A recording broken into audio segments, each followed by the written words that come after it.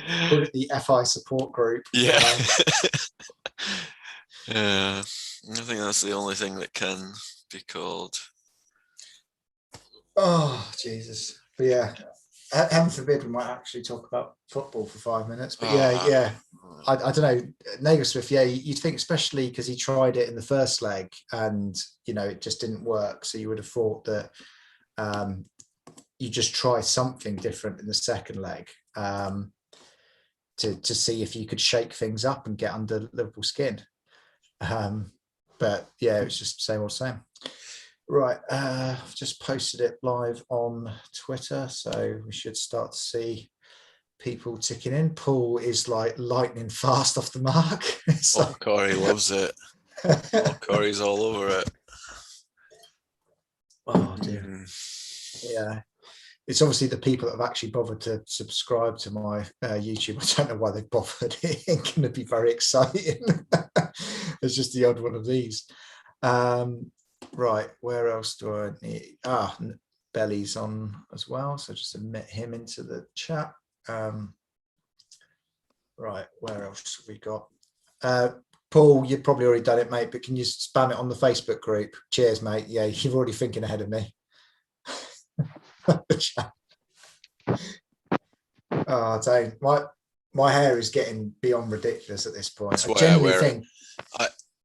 I know I'm struggling right now, but there is still heating on. That's not the reason the hat exists. The hair is literally, the fringe is down to my chin. It's crazy. Oh, right, we've got some people rolling in. Here we go. Cheers, guys. You all had me worried at like 12 minutes past 8. I thought, oh, God, I'm going to be on my own this evening. That's going to be a long run. But yeah, I don't know if you've seen it, but this is what you call a cup of tea. This is what you need to get through tonight. It's a cup of tea. Bradley, can you just do a quick sound check, mate? We can't hear you, mate. I heard your mic rustle, but we can't hear you. Addy, can we do a quick sound check with you, mate? Yeah, can you hear me? Yeah, you're all fine, mate. Belly, can we do a quick one with you? Yep, hello. Cool. Bradley, just say something when you think you've sorted it out, mate, and we'll know that you've sorted it out. Let's see if Mel, unmute yourself and give us a quick sound check, mate. Hello. There we go. Right. Let's see how we're going. Findex, what team saw? Right, yes, things that I need to do this evening. Let me try and find my to-do list because people have been spamming me all kinds of things. Right, guys, there is a @FI Action Twitter that people are asking me to share with everyone. I assume this is something around getting the class action collective together. I don't know if anyone's seen that, but yeah, there's a group on Twitter that have been talking since this happened, and it's got lots of people in it now, and like people are starting to come to the opinion that the only way we're going to see any kind of real like answers or solutions to the situations if we work together. So the guys have set up that action page, and I think it's got over 2,000 followers already. So it's like not taking long to get around. So it's good. Yeah, I think there's something out. Is that the one that's been made by the FI chef, Frog? Yeah, he's in it. I think who was it? Panda and Pirlo and all them are all in it as well. It's the one with Tim as well. The journalist guy. Right, yeah. So yeah, there's loads of them in it. I'm to see who else is in that group now. Ramos, Chris Harris, Pirlo. I've just joined now. Yeah, Bradley, you want to give us a quick sound check? Because it's saying you're connecting to audio now, so we might actually have some luck. Nope. Nope. So close yet so far. Oh dear. Right. While Bradley's sorting his mic out, Mel, you haven't been on one of these before. Welcome to the stream. I've been watching some of them when I can. It's sort of I don't know about the rest of you. It feels I feel a bit guilty at the moment looking at anything to do with Football Index or my phone or anything, because talking to my other half about it on Friday and just spending so much time staring at all of this, which is why I've not been around before, because I don't know about you, but there's that kind of guilt of putting any more time into something that's already sucked so much time away from the people that you care about. So that's why I've not been around, but I just thought I'd pop on really and just say hi and hope everybody's doing all right after this completely mental week that we've just lived through, survived together. Yeah, it's just ridiculous, isn't it? It's the timing of these events of when they decide to put these bloody comms out is ridiculous. Bradley, people are saying your headset is on mute, possibly. Oh, so basically what it was, I just downloaded the Zoom app and it defaulted to something else. So now I've resynced it to my microphone, which isn't this, by the way. It's actually a different microphone. But now that should actually be working. So as long as you can all hear me, then that's good. Yep, we've got you. But yeah, Mel, it's been a crazy, ridiculous week. And like I said, the timings of these comms have just been ridiculous. And, I was sitting there watching a bloody gardening program of all things the other day, guilty pleasure. It was like Welsh Index just dropped me a message, sort of said, "Are we going live tonight?" And I was like, "No, why? What's going on?" "Oh, the market's just been suspended." So, oh God, here we go. Surely not. And I even messaged him saying, "Surely they're not going to announce something at like 10 to 10." And then 2 minutes later, bang, there goes the message. I was like, "Oh, for fuck's sake, up we go." Raise the flag. But thanks for doing that. Thanks for providing a platform, because I think people need. I think there must be so many people feeling so alone with all of this at the moment, dealing with their own feelings. So having something to share. You need to keep me awake, guys. There's not been enough drama to keep you awake. No, because like I don't sleep much, and like I've got insomnia tendencies anyway. But this past week I've hardly slept. I just like really. But whenever I do sleep, that's when something big goes down. It doesn't pay to sleep. So like you need to guys keep me awake indefinitely now. Like, maybe it's too late. Maybe there's nothing else they can throw at us. But there's nothing else. I woke up and I'd missed the announcement. I'd missed you guys doing the live stream, and I woke up and I was like, the funny thing is, the whole week I've been saying, I think I said to most of you guys that like the one thing that I dread most is going to sleep and waking up and then being told that that's it, done, final. And here we are. Like I've been messaging you, Mel, and it's just like it's just shit, isn't it? Yeah, well, there's no other way to describe it, really, is there?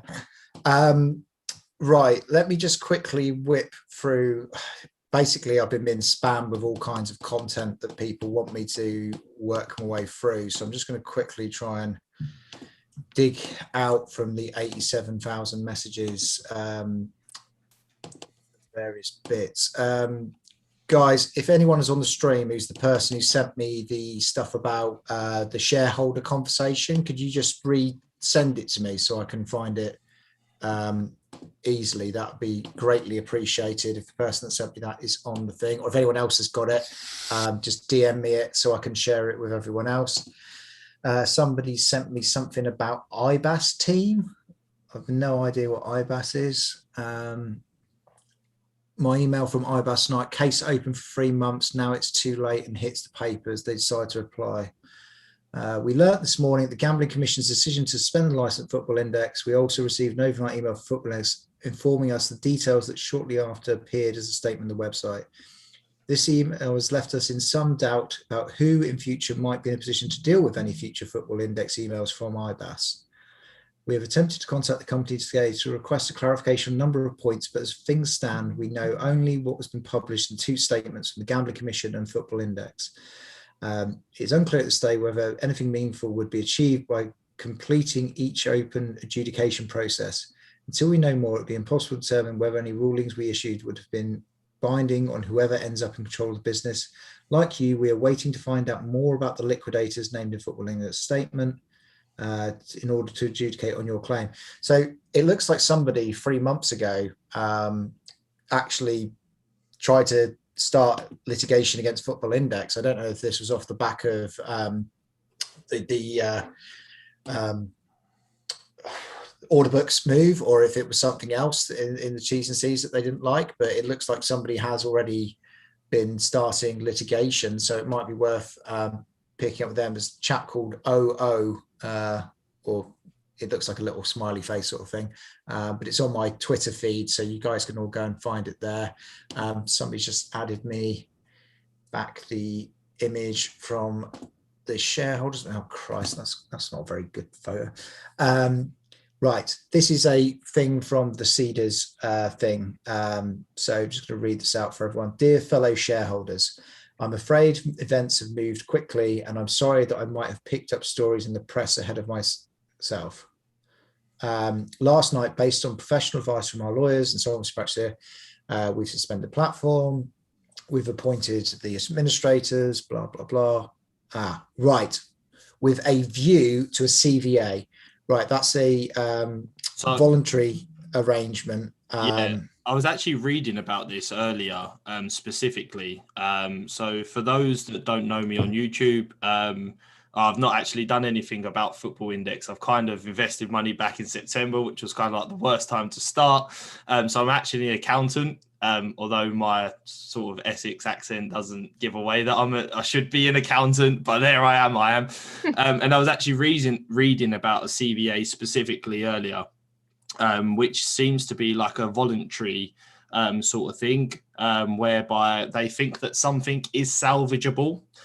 So they'll come in, review all the assets, etc., and they'll basically say, yep, you can continue as a company, but under these specific circumstances. So as I was listening to you yesterday, it could be, as you already highlighted, a change of direction for the company, whatever that may look like, whether it'll be a new name, branding, takeover, or specifically direct change in hierarchy, i.e. redundancies, a really smaller structure.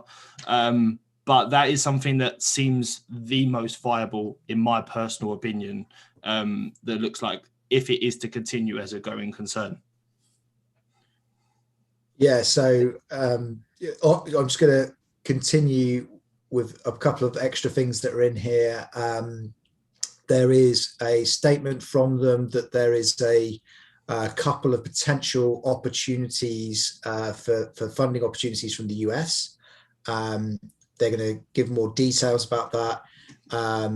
If an interest remains, he will share this, but it might require some short-term finance to bridge them through to one of those or both of those, which would be essentially focused on the US and other markets. We deeply regret the events that have shown, blah, blah. This is a great deal to be said. Many allegations made on Twitter and in the press are unfounded. I know some shareholders have been approached by the media, and I would forcefully request a no comment response. It is well established that it's never good to give the press a quote. Yeah, so basically... Yeah. So yeah, they kind of what they essentially do if they are to go down the CVA route, they'll use future borrowings to sort of offset the current sort of obligations, if you like. So they'll kind of say, right, well, you, as a result of all this restructure, you may save, say, 20, 30 grand a month. If that's the sum, I'm just talking hypothetically, that is then the amount that you then commit to then repaying this person for the long term. So if someone does come in and sort of say, right, well, this can continue as a result of this restructure, this is the amount you're going to save, and then this is the amount that now is now going to go towards paying off your like long-term loan, effectively, you know. So who knows? Yeah. I mean, it doesn't make particularly great reading that, because it sounds like they're going to need cash. It sounds like they have burnt through all of the cash. So it sounds like they are running on fumes, and they'll need funding to get through to the next phase. it'll be interesting to see if the shareholders do back them or decide that they've had enough of them. But will be interesting to see how all of that pans out, and it'll be interesting to see what comes out of the administrators in the coming days. But CVA is it's one of the very lightest touches of administration, as I understand it. So it's at the better end of the scale of administration through to complete liquidation. So we're at the top end of the funnel for the moment, which is the best place to be. So it's as good as it could be. But we just need to keep an eye on it and see what sort of stuff comes out in the coming days. I mean, we're not at insolvency. So all those that are sort of worried about, someone will come in, the taxpayers and the banks get paid first, and then we're kind of like the last part of whatever's left within Football Index. We're not at that stage yet. We're not at insolvency. Obviously, it seems like when I was reading through Twitter specifically, it seems like as much as people are like disheartened by what's happened, there seems to be quite a large majority that do want to see this continuing. Me personally, I'm not actually a betting man. I'm sort of the person that will go to a casino, spend £20, lose it and be distraught. So to be heavily invested in this is kind of like against my nature, but I really did through a friend actually who kind of made me see the better side in this. I really want this to also continue, but I can only remain optimistic. I really see the future in this, but we like Noir just said, actually, it is kind of like, in terms of liquidation, it's kind of like the top end of like the best case scenario at the moment, rather than being insolvent. They're not insolvent, or at least to as far as everything's reading, they're not actually insolvent yet. So that is kind of good news, if anything. For me, it can't. This is just my personal opinion. It's whether Adam Cole and Mike Burns stay in the business or not. If they are, personally, I don't see how it can succeed. You can do whatever you want to the administrators can do whatever they want, but with them in the business, I just think it just can't go anywhere. It's just a downward spiral. I think the only way this stands a slight chance of being salvaged is to get them out. And surely the administrators know that. Surely the shareholders must know that they need to go for this to be safe.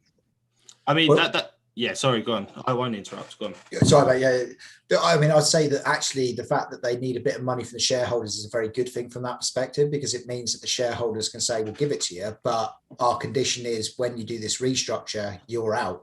I mean, if I was a shareholder, I would have it as absolute my number one condition is that you two are gone, because A, it's clear that your entire customer base wants you hung, drawn and quartered, so you're not going to have any viability with your user base, and two, you're the guys that have led us to this point and not communicated to us at all up until now. So they are done. I can't see any way that the index comes out this the other side and they are still there. I completely agree. So I think for me, and everyone's already said this in the last few days, so I'm kind of just reinstating what people have already said. For me, I specifically see that when a restructure comes in, they will look at the finances. So the idea of what an insolvency company does, so is it Begis and someone else? So they're specifically, they will come in and look at everything. They'll look at the financial statements for the last 5 years. They'll look at the actual management continuity. So what our views are of them, and they'll see if they actually stand true. And they will basically say, right, on the core of everything, are you more profitable than you are running at a loss? If the answer is yes, then it comes down to manageable, like management failure. And as a result, as an independent audit, because you need to remember, these are independent, they will say, this business is sustainable on the basis that you're not in it. And then they will then look to external investors and say, right, well, based on all of our analysis, this is a company that can yield as an investor 10%, 15%, 6%. And then it's down to external people to have a look at it and say, do you know what? If I was to invest in this, I can see the future of this. But that is kind of the idea of an independent audit. They look at everything from the ground up, see the financials. Well, obviously, we don't have the privilege to see because obviously they've been a bit sneaky and set up in Jersey. So we don't have that luxury, but they can. And I'm really looking forward to seeing from a finance point of view as well, what this will read in 10 days, because it is a complete independent opinion. So they'll be shocked. They'll be absolutely I'm anticipating that they will be as well. They'll go, how has this company gone so long? I think that's a good point, though. I think there is a question. Obviously, we need to get rid of the management because we know they're shite. I think that's obvious. They're just lying, cheating bastards. But do we know if the model is sustainable? Because I'm not convinced it is. And I think even that is only part of it, because they can audit the finances and they can make a decision on that. But then there's the gambling commission to look at this. They'll not get relicensed. We don't even understand this. I don't think the gambling commission stuff is that. Like, people talk about it like they had to take away IS because of this. I don't believe it to be true at all. I don't believe they were directed to in any way that they had to change practices or anything. I think they were just they made the decision post-COVID to do what they've done, and we are where we are. I think the elephant in the room that needs to be discussed is all this index lab stuff and changing the directors and, you know, all this, the Hydrogen project and all this sort of things. It's like, is there money being siphoned off, like millions of pounds just been going. And if that's gone, that's gone. Like you talk about, is the model sustainable? I think the concept is sustainable. The obsession, the level of fanaticism, the amount people love this game, that tells me that this can work. It just, whether it's not in the model that it was in either forms of that we've experienced, but definitely not with this management. No chance. Like, you know, whether they've behaved in a deceitful way or just incompetent, we'll find out. But like I do genuinely believe the concept can work. It just needs the right people to direct it. Yeah, it's a tough question though. But is it that we were fanatical about the concept and we loved it so much because we were absolutely coining it in the early days? And that's my worry. It was. I don't know, Mel, because if you think even recently, you not see the PB races getting excitement, even when we're all dying, even though we've lost 75% of our value, people are still getting excited at who's hitting a 300. I have to agree. I'm the same. I was when Bruno Fernandes was playing, I was counting his passes like some sort of psycho, and I was God knows how much down on him. But it's just the PB chase, isn't it? That's what we were there for. Yeah, I mean, so like my experience of this, I joined in September, so I've only really experienced turmoil, and it was kind of off the back of my friend who has a really heavy investment in it, and he kind of sent me like how he's performing and stuff, and obviously this was prior to going over to Order Books, right? So I had really high expectations. I had a bit of spare money that I was ready to invest, so I put that in. And it was actually one of the first games in the season, and Arsenal were playing. I think we were playing Wolves actually, and Maitland-Niles was starting. So I just invested £1,000, and I bought it off the market for £1. Buy now, bought like 1,000 shares in Maitland-Niles. Didn't really know what I was doing, right? A completely like innocent person coming into this. I was like, yes, he's going to be like £2 in a year. This is going to be... Then couldn't have made a bigger mistake. But on the basis of that, that was my mistake. That's not their mistake. That was my mistake. And I'm happy to accept that. I probably, on the way that was running, on the way Football Index was running, it went down to like 30p. And I was like, look, that's a mistake. After that, I learned a lot. I did learn a lot. For the next 2 months, I was kind of just watching the market and buying like your Jadon Sancho's and stuff. Don't go buy him, mate. Yeah, you don't want to buy Jadon. He's the next best England youngster. He's 16. He's coming through. Jadon Sancho, better than Jadon Sancho. Yeah. So I ended up like learning the process and everything. And yeah, I mean, this happened. And do you know what? As much as I'm upset about it, it's been a huge learning curve specifically for me. And like Mel was just saying, is it sustainable? Yes or no? I genuinely do believe it is sustainable. And the reason for that is the introduction of 2% buy and sell commissions. That's 4% they're making on every trade. If you scale that up on, say, 5,000 active traders that are actively buying on Saturdays, Sundays, paydays even, I mean, I don't know their specific finances.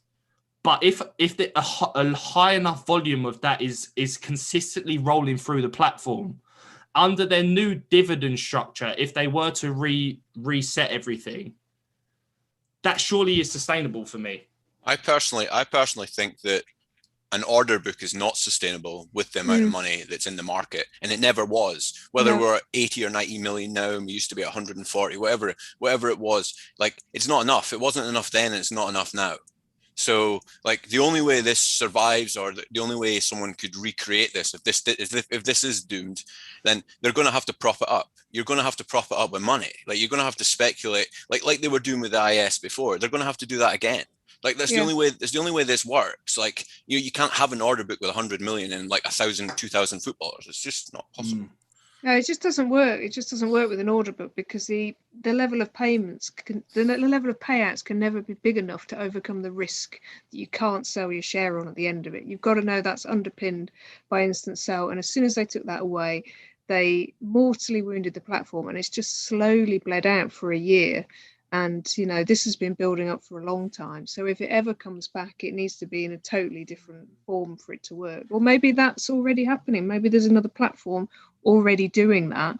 But the Gambling Commission are going to look at this. They're going to come under pressure from the government, because this is going to be the biggest gambling scandal that's hit the UK. And there will be fallout from this that isn't just going to affect FI, it's going to affect anyone else that's trying to operate in this space, because everyone's going to be freaking out, because people are losing their life savings, and they're going to come down like a ton of bricks to make sure that never happens again. And that's my worry. Whatever happens with FI, you know, it'll be a real shame if the only option left after this is your weekend ACCA, because we can't be trusted.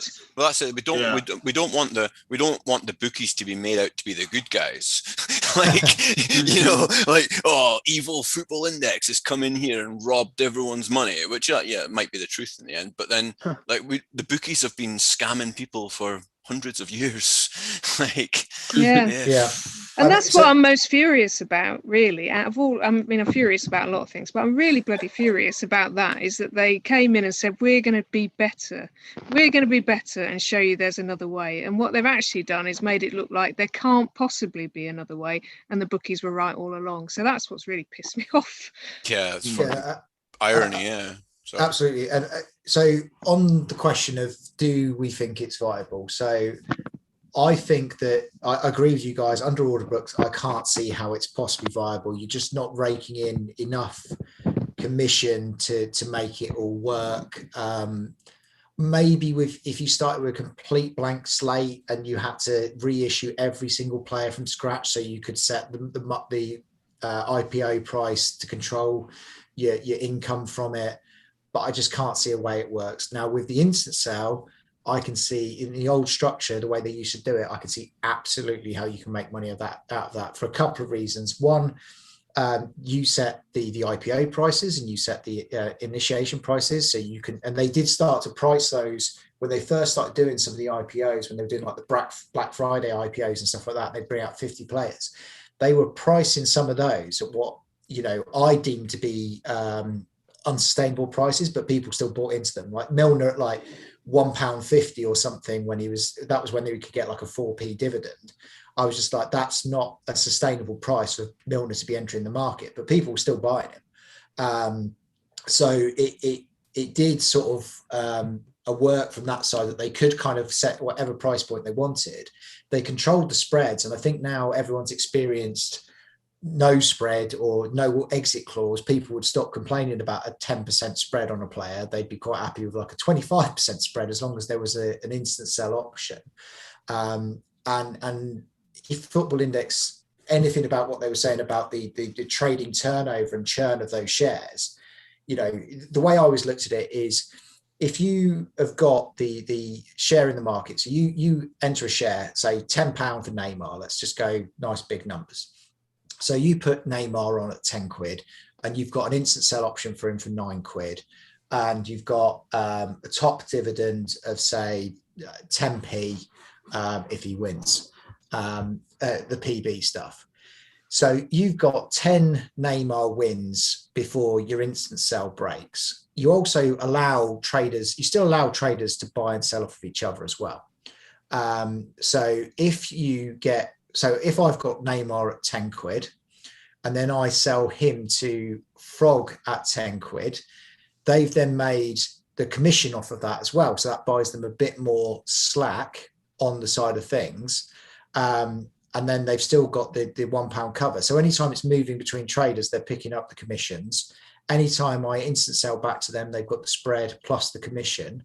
They could adjust the commissions. They could widen the spreads if they're seeing that somebody is winning too many dividends. So they could have elastic spreads that they could use to control their risk. So if somebody wins like 5 in a row, they could just widen the spreads on that player. Yeah. And that means that they'd absolutely be covered for pretty much any scenario that they could make it absolutely sustainable. And you just monitor it carefully. If your dividends seem too generous, you drop them by a couple of p, or you raise the spreads, or when you're issuing new players into the market, you just put them in at higher steps so that you've got more cash coming into your banks. There are so many different ways, and bear in mind that if you're holding that share for 3 years, they've got a lot of time to they've got a lot of time to pay out dividends. But how many dividends, if you took media out of it, how many dividends does a player really win on PB? You could control that quite well, and they would love it anytime anyone got injured, because they could just stretch the spreads, rake a load of the assets back in, and then sell them back out again half an hour later. Because what used to happen with Neymar was, you'd see him absolutely tank because he rolled over and held his knee for 2 seconds. And then, they'd block instant sell for half an hour, and then an hour later, everyone would buy him back. I did a whole bit of analysis back in the day. It showed that if you didn't get out in the first 3 minutes, you were better just riding the dip, and you were going to come out on top anyway. So it was either instant sell in 3 minutes or wait. But yeah, so that's my 2 cents on the sustainability of the platform.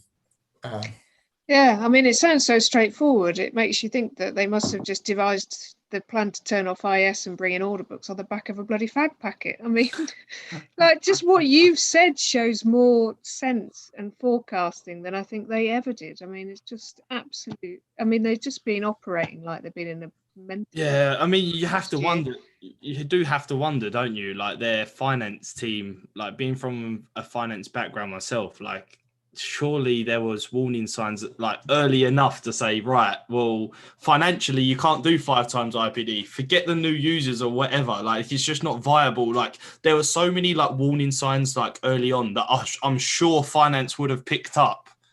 Like, that surely if they're competent finance staff, if they have competent finance staff, they would have been ringing the alarm bells. So it's either that the mismanagement chose to ignore that.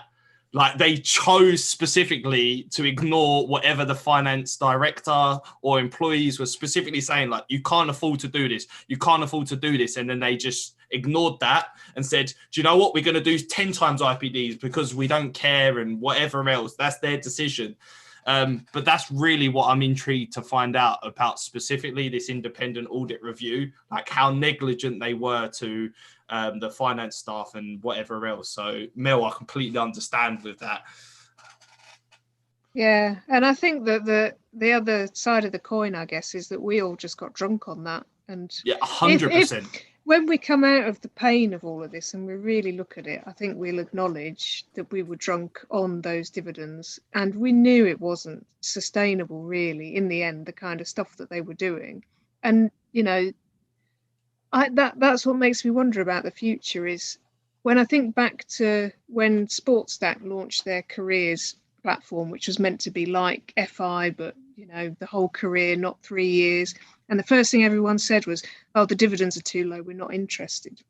And they were trying to obviously do something that was sustainable, but the dividends were too low because we were so used to what we were getting from FI that everyone said, oh, we're not interested. And then everyone kicked up a fuss. They put the dividends up on SportsStat. A month later, they closed it. And that's what makes me wonder if this model is sustainable, because in order for it to work, they're a bookmaker and they've got to price their bets appropriately. But they had people have to lose. People have to lose. Of course. But they have the random nature of PB as well. Like, so, like, you it's not like the thing with sports stack is it's a definable, like you can it's a predictable model because you just pick players that are going to do well.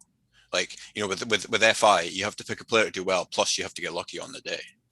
So that adds, that adds a huge. Yeah, they're going to get. So you're going to get the messy characters or the media whores like Bruno and stuff. You're going to have certain ones that are very predictable. There's a huge portion of the market that are not going to win nothing ever. Ainsley Maitland-Niles being a midfielder. Yeah. But then again, it's like Don always say, every dog has its day, and it's like what Endo last week nearly winning PB. I remember one of the worst ones I ever wrote up was that Igor Zabeldia from Real Sociedad, a really good wood player, high base, and I thought he's got goals in him, so I seen potential for big scores in him. He did nothing and made me look like a total tit, and then just casually throws out like a 250 base or something and 300 score or something. You're like, yeah, anybody can do it. No. But sorry, no, carry on. Go, yeah, but I was just going to say, on the sports stat thing, I think I broke them. I only put £100 in, but I bought nothing but Nick Pope because I did the math on him, and I won like 5 days in a row, 5 games in a row. 10p was thing, 5p here, 4p there. And I was just like, right, basically Nick Pope is God, and anyone should just buy Nick Pope. I couldn't wait for Burnley to play. It was bloody glorious while it lasted for about a month. But yeah, I had my £20 profit out of it and my money back. So at least they had the decency to go, do you know what? This isn't sustainable. We're calling it quits, and here's everyone's cash back. I just don't know. I just don't know how they go to the point of like identifying that they would never be able to introduce order books without some form of market maker liquidity provider in place to doing it anyway. Absolutely. Like who called off on that? Like what point? And you're talking about the old model. You guys were all talking about how it was possible, and like to me, it was making money. Like you've got a bull market that's prices are driving up. You might say, well, it might pop eventually. I don't know. I'm not clued up enough. But what I was saying is that your prices are going up and up. They're making big commissions on these prices. You're also getting people ISing, and like they're making the margins on the ISing. And like, to me, they were making money. They were making money. The market was growing. Like, like what would have happened if we hadn't got COVID? What would have happened if they hadn't turned off ISing permanently? Like, I don't know. Like we might never know. But I don't see how they go from, like, people, don't get me wrong, like some folk, I'm not naive, like folk, like people, there were issues with the old model and the sell queue, and there were things that, like, it wasn't ideal, but I still think it can work in that form of how it was, similar to that. I just think this order book things for thousands of players competing for like one position a day, it's just, I don't see how it works with 100 mil. They just introduced it too soon, didn't they? I mean, in retrospect, it was just. But why did they do it? Why? That's the question. In COVID as well. I know. COVID as well. It's like. Well, the thing is, it's not even the fact that they turned off. People fucking lauded them as like heroes when they turned off IS for saving the market. Like, I'm not saying I didn't do that. I was just a bit confused. Well, like, they've turned off IS because people were panicking because of a pandemic, fine, but like it was all about how they restart it again, and they never did restart it. And then they come in with this podcast with like Akash and Adam Cole going on about, like, they've just hired this Akash guy, and then they're like, oh, I've just built this, and then they introduce an order book and it's only half an order book. There's just a catalogue of like terrible decisions that led us to where we are, but we just need to find out if they're malicious or not, and that's the difference. Just quickly on that, I think one of the really good life lessons to take away from this is one of the cornerstones that I have, which is why I left when I did, is if I don't understand something, I walk away if it's an investment, because I couldn't understand why order books were a good thing. I tried to read it. I had everyone in the community telling me it was going to be the most amazing thing, and NASDAQ this and NASDAQ that. And I just couldn't see how taking away a guaranteed safety net was ever going to make it a better thing. I guess so I had to walk away. You are right, and you've been proven right, Stuart. I think the grey area lies when we believed what we were told in terms of what was going to be in place for them to make the switch, and that's not what happened. So, like, you made the right call. Fair play, you. Well done. Like, pat on the back, seriously. Like, that's you called it right. But like, even us that were fooled, at least didn't expect us to be lied to in the way that we have. Oh no, absolutely. And even when Khan was coming and sharing the facts, I nearly came out and said, I absolutely agree with everything you're saying, except for one thing: precedent. Like, if you look at the precedent of the index until that point, like, they'd never done anything negative or along those lines to do it. And then literally within like 4 weeks, was it started to, dominoes started to fall. And I didn't see that coming at all. I didn't think it was going to happen like that. I never thought they were going to reduce dividends in the way they did, because I thought, they must have modeled this out. But especially when they increase them, right? If you're going to put something out there and then you can decide to up it, surely you've modeled that, at least, that you could do that's sustainable, and 5-time IPDs and stuff, work out what that might look like. But yeah, I think the biggest mistake they made with the 5-time IPDs was still leaving it open that you could buy until midnight. They should have gone, you can have 5 times IPDs, but it starts at, if you don't buy the share before the day before, then you don't get them for that day, because that was the thing. Like, some went and bunged in like 4 goals and an assist or whatever it was, and everyone just bought some because they knew they were going to make 75p on him by the time the day was done. It was just madness, absolute bloody madness. Yeah. Oh, there's somebody else. Right, let's have a look. Where should we go next? Belly, you haven't had a chance to chat, mate. What would you like to say? I was just going to say, even in regards to you're talking about like licensing and stuff, like I genuinely can't see any way that this gets relicensed, especially not in the whole football stock market sort of way. I think if it does get another license, I think probably the closest thing we'll get is maybe like so Rare have with like the 5-a-side thing, and we had like squads. But I can't see the whole stock market thing going again. I don't think the Gambling Commission will take the risk again, especially as Mel was saying about with all the pressure they'll have. I just can't see them doing it. But it's not cancelled completely. It's not like it's not totally gone. So. Yeah, they've basically just said pending investigation, right? So whether they've acted within their license or not. Oh, fair enough. I also wonder if you kind of, I don't know, maybe you're right, mate. I just wonder if people overinflate what that Gambling Commission. I worked in a bookies for 3 years, and it was like late 2000s, and I was like, the impression I got at the time, and since, and obviously what people talk about is like they're pretty useless. Yeah. they're a pretty useless entity, really. Yeah, I mean, for me, like, it's not completely gone. Like, say if they come in, right, and they say, right, this model's sustainable, and the Gambling Commission say, right, well, you need to remove the term for the 30 days. You can't change it every 30 days. Like, forget that. You can't change it that often. And it changes to, say, maybe 3 monthly or season. I mean, seasonally would be ideal, right? Seasonally would be the absolute ideal, because at least then if you put on a bet at the start of the season for Ainsley Maitland-Knowles, come the end of the season, your bet's still the same, right?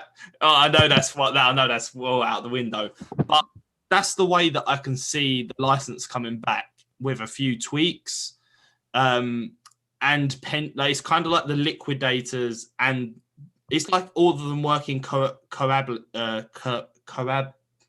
even say the word, but together congruently. Like, so the guys saying this model works under this basis, the gambling guys say, right, well, you can't have this term, so 5B or whatever it is quoted on the internet, and then going to the investors and saying, right, well, these are the things that we think we need to change. This is the current liability. Do you want to invest? Yes or no? This is what we think you can achieve, and going from there. And that's the way I can see a way forward. And that's the way I can see that it's sustainable under all the books or not, although it's too early, but it needs to be under loads, like a complete new market under the new dividend structure. And how everyone then is reimbursed from that, who knows? But that's down to the liquidators. Yeah, no, absolutely. But yeah, I do genuinely think it can work. It's just you've actually got to get some people in that can actually run the numbers. I mean, Christ, there's probably about half the Football Index data providers or people that provided data in the past could probably have done a better job at assessing the financials for them than they did. It's just so desperately poor. It's unreal. But, you know, hey ho, on we go. But, oh dear. Yeah, I'll want to take that momentary silence to pay homage to that tweet by that Donny Azoff guy. That's a cracker, by the way. That imagine us lot turning up at court. All right, mate, who are you? Oh, sound, I'm FI Penguin. Who are you? Oh, I'm FI Rattlesnake. Nice to meet you. It's so true.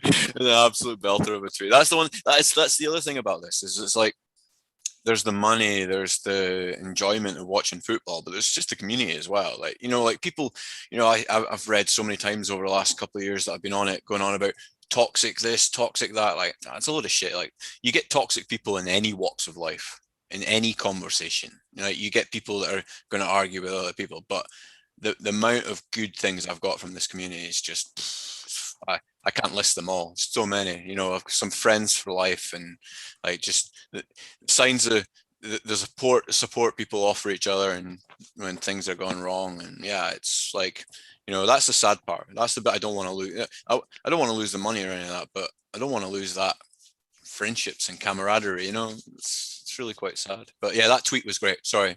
It's okay. Have any of you guys actually ever been to one of the trader meets? No. No. Mate, that football in this community is some very interesting characters. I'm going to put it like that. I had like a WhatsApp group that I picked up through the forum, and I'd arranged the very first one they had in London. I arranged to meet a few of the guys when I got there. And I got there in this little auditorium and stuff, and you're just like, all right, I'm here, I'm on the third row, seat 3, like, where are you? It's like blind dates or something. They rock up, you're like, oh, that is not what I expected you to look like at all, but great to meet you. Like, I don't know if you guys know Danilo at all, but he was a lovely chap. Met him at the first trader meet, met him at every subsequent trader meet. We'd meet up for a beer beforehand and stuff. It was lovely getting to know people that way. And yeah, some of the laughs we had at some of those trader meets, it was brilliant to go around and chat to everyone and you know, put the names to faces and all that stuff. So yeah. It was just a different era, really. I think it's a shame that they stopped doing them, because it really fun atmosphere, and you know, they had a lot of things going on. You had like all these hilarious novelties, like they got Dion Dublin to come and do a talk to the traders, and then he hung around afterwards, and you can have a beer with Dion Dublin talking about his doob or whatever it is. The annoying thing is, I think like pre-COVID, I think there was genuinely a push towards like people doing their own little trader meets and like traders getting together. I know the guys in Scotland were all talking about like meeting up and things, and then obviously COVID happened and nothing's happened since. But yeah, it's sad. There's a lot of like lost opportunities just to like meet people, and you know, it's quite sad. Oh, hang on. So I've just got another one of these lovely little DMs with some insight. So not sure if this is evidence or even relevant, but I'd like to share. Been on the FI since mid-2017 to present. Actually applied for a role in September 2018, a data analyst role, but it was basically to be their head of data. At that time, they had absolutely no analytics capability at all. As part of the interview, I asked about the size of my team, etc., and they said it would be just me for at least 3 to 6 months. They also had no analytics infrastructure or tooling, which probably speaks to a complete lack of modeling. I didn't take the job, by the way. Yeah, so that sort of tells you, sort of like 3 years into their existence, they didn't have even a basic analytics function to assess or model their business. I'm not surprised. I'm not surprised at all. Like, because we've spoke about it for years about their tech. And like the amount of free passes. Like, I know there's so many red flags. Like people love them. The thing is, even when the red flags were happening, you knew they were a red flag, but you kind of just were like, it'll be okay, it'll be fine, and it's like, that's the bit that's going to be hurting a lot of people, because, the thing is, it's just whether it was, did they not care because they didn't care, because they were just pulling as much money together as they could before they fuck off to the Bahamas or whatever. But like, that's the question. Like, or they just genuinely actually wanted this to work, but they're just totally fucking stupid. I don't know. That's the questions I have. So it's stressing me out amongst everything else.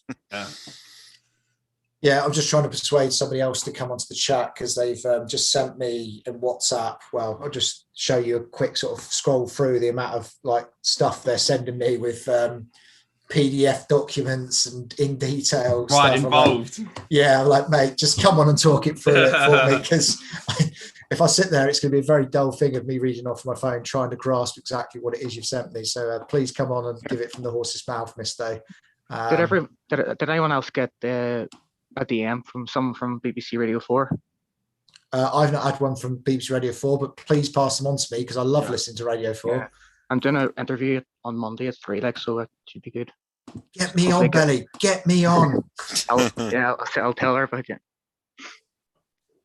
Hopefully it gets heard. Yeah, I mean, so one of my passionate friends, he's the one that got me into Football Index in the first place. He didn't give me advice on nails and he made nails, but he had a huge sum involved in Football Index. So he's the one that kind of wrote to Daily Mail. He wanted to remain anonymous, so I won't mention any names. He's remained anonymous. He's contacted various people, and he's been very well quoted within some of these main articles. And I just think like it can only be a good thing, all of these people and all of these organizations that want to write about all of Football Index's failings, not our failings specifically, but Football Index failings. So it's gained massive traction, and I think it's only vital that this traction continues, and deservedly so. So yeah, definitely. Like Monday, BBC Radio 4. Send it round on Twitter. I'm sure everyone would tune in. I'll have a few gins to it, that's for sure. As long as the problem with the newspaper stuff, a lot of the stuff I've read, I've been slightly disappointed on their take on it, or their angle they've gone for, because the majority of stuff I've read, and feel free to disagree with me, everyone, seems to be more about attacking the concept or the model rather than the management. And for me, it's all about the management. I mean, they're remaining very much on the fence. But nonetheless, as I've always been told growing up, any publicity is good publicity. So it only takes the right person to see that and think, right, well, I want to know more about the Football Index, whether it be a lawyer, solicitor, barrister, whatever it may be, to actually look at something. It needs to be out there in the public eye in the first place. So whether it's not specifically targeted to Football Index management, or whether it's not specifically targeted in the way that we'd like it to be targeted, it's still a good thing for those users that have sustained financial losses, which we all have. So I think eyes on it is only a good thing. Whether that, like you say, is specific or not, who knows? Sorry. Yeah, go on. Sorry. No, I just think my thought process on the media involvement has changed since the actual, since the final nail was put. Because before that, you're still holding out hopes that things will be okay somehow, or something will change. And then when you've got all these newspapers already throwing things like Ponzi schemes around and stuff, and then you're kind of like, well, if it could be saved, then I don't want to be reading about this now. But then the reality, we are now where we are, and like I think the media exposure probably it's going to be a good thing. I still hope that it's not sensationalized worse than it maybe it already has to be, because it is pretty goddamn sensational. If I'm brutally honest, we need to find out the levels of guilt here, the levels of intent. That's where we'll decide whether, lots of things like how much of a fucking mug we've all been. But do you think, in order to get to this to where we are today, whether that liquidation's a good thing or bad thing, but in order to get to where we are today, do you think we would have honestly got to this position without all that media exposure? Because I personally don't. They reopened the market the very next day. You see rises in specific players. You see, I personally think they was happy to continue as they were. I mean, I see whether it's speculation or not, I see them quotes of them saying, well, it's a gambling platform. So I genuinely do believe they was happy to continue as it was. Surely they must have known that was the final nail. You can't reduce divs by 70-80% and expect people still to trade. Like they still did after that day, right? So yeah. I don't think it was personally, I don't think it was the media that's pushed them to it. I think it was they did it in the hopes that they'd see like trading volumes go up to like the £1 million a day sort of mark, as people went, oh, it's so low, let's go and buy it, or hey mates, you should get in on it now because it's so low, it's the great time to buy it. And then when they saw that it was like 600 grand a day for the first couple of days, 200, 300 grand, 290, 280 or whatever it was, they just went, it's only going one way. The entire community's wanting to lynch us. And then the media might have been the final straw that broke the camel's back, but I think the camel's back had been broken by the lack of trading activity. I think they thought what they were doing would see people try and buy out the dip and pump money in, and that would then give them the liquidity through the volume of trades.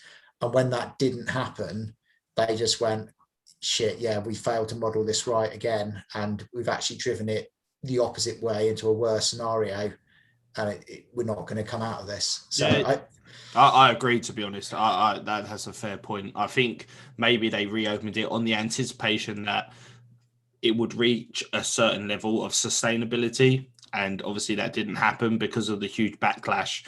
And then maybe media was an extra now that was in the coffin. But yeah, Tom's right though. Tom's saying you can't expect the media to be 100% accurate when it's a novel product, and it's true, because to be honest, we don't even have the answers. We've lived and breathed this product for like forever, and we don't even know. So like I got quite upset when I read some stuff that I didn't think was right, but then the flip side is, how do we expect them to know, really? Yeah, I mean, like I say, I'm very new and naive to it. I haven't grown with the product, so all those guys that have sort of been in it 4 years plus, 5 years plus, or from the very beginning, I've literally been in this 6 months. I've only experienced bad, but somehow I'm still positive. Like in the sense, naively positive, but for me, I invested what I could afford to lose. It was well over £5,000, which I know is like a lot of money, but I kind of invested it hoping that it would make a return, and now I'm sort of backing everyone in the sense that we unite together, and I'll remain optimistic. So if anyone does, and I know everyone said this as well, if anyone genuinely does want to talk about anything, I'm the funniest guy to DM. I'll send you a GIF. I'll send you a meme. I'll lift you up. I promise. Even a 5-minute telephone conversation with me, I'll lift you up. Are you this enthusiastic without the gin as well, or just with the gin? Oh no, it's very gin based. If people want a cheering up, I don't know if anyone on this stream hasn't seen Divi Rascal's American Pie Yeah, it's a belter. Football Index. Yeah, it's really good. I mean, I started the song things with a little bit of Bohemian Rhapsody, but mine is such a puny effort compared to that. That is truly on another scale of epic. That's great work. It is very good. It's just the fact that he's done the entire song as well. It's Oh, not it is. just It's like the best verse, bits. The best bits are like one of the random verses down below. I can't remember exactly how it went, but I was in stitches, man. It's amazing. It's the Depay, Lena Messi, and Fabian Fry bit that I was just practically in tears of laughter. I was just like, this is just class. Oh, right. Somebody wants your Twitter handle, Bradley. It's at Brad Williams 92. Yeah, I'll stick it in the YouTube chat. At Brad Williams 92 is Bradley's thing. If you guys want to go and follow him or bother the crap out of him, yeah, just go bother me. I'll drop you a DM or two. It's fine. If you want to be entertained, entertainment's my way. So on the thing about talking to people, there's been some really good stuff on the timeline. I've retweeted it today about people actually talking to their partners and how their partners have reacted to this, and just shows that the dread of that conversation is so much worse than the fallout of that conversation. People going talking to their wives and expecting to get a belter, and then all they get is a massive hug, and they have somebody to talk to about this. So don't bottle it up. Go and talk to your family, your partners. They will understand, and they will be there for you. They don't want, they'll have picked up that something is wrong with you. So it's better to just get out there. The anxiety of the unknown is always going to be worse than the actual known, unless you're thinking about being eaten by a crocodile. Then the anxiety ain't worse. So I'd really encourage people to get out there and talk to people. Yeah, Addy's saying he spoke to his mum today. Addy, I'm really glad you spoke to your mum today, mate. I was worried you weren't. Good man. Good man. I was listening to him yesterday about how he hasn't spoke to specific people as well. Yeah. I think that's the worst thing you can do. That's my biggest life. Well, I'll hold my hands up, and I've still got a couple of conversations I need to have. And do you know what? It doesn't get easier. Like when I originally lost my money, I phoned up my dad, and as you can imagine, as any dad would say, "Oh, I told you so," and all that stuff. I was like, do you know what, Dad? I could have invested in anything, whether it have been Ethereum, Bitcoin, whatever. Everything experiences its downs and ups and everything else. And I chose this, and it didn't work out. But on to the next one. It could still be this one. It could still be Football Index in the future. It could be Tennis Index. It could be whatever. But there is still always a future, and life does, unfortunately, continue to tick. You can go out of a partner for 10 years, have 3 children, and unfortunately, the worst happens. You end up divorced or whatever, but life still ticks. It still ticks. And unfortunately, it's just life. And yeah. Oh, if only I could change the names of people's appearance. I'd put Bradley on as the Duracell bunny to give us some energy.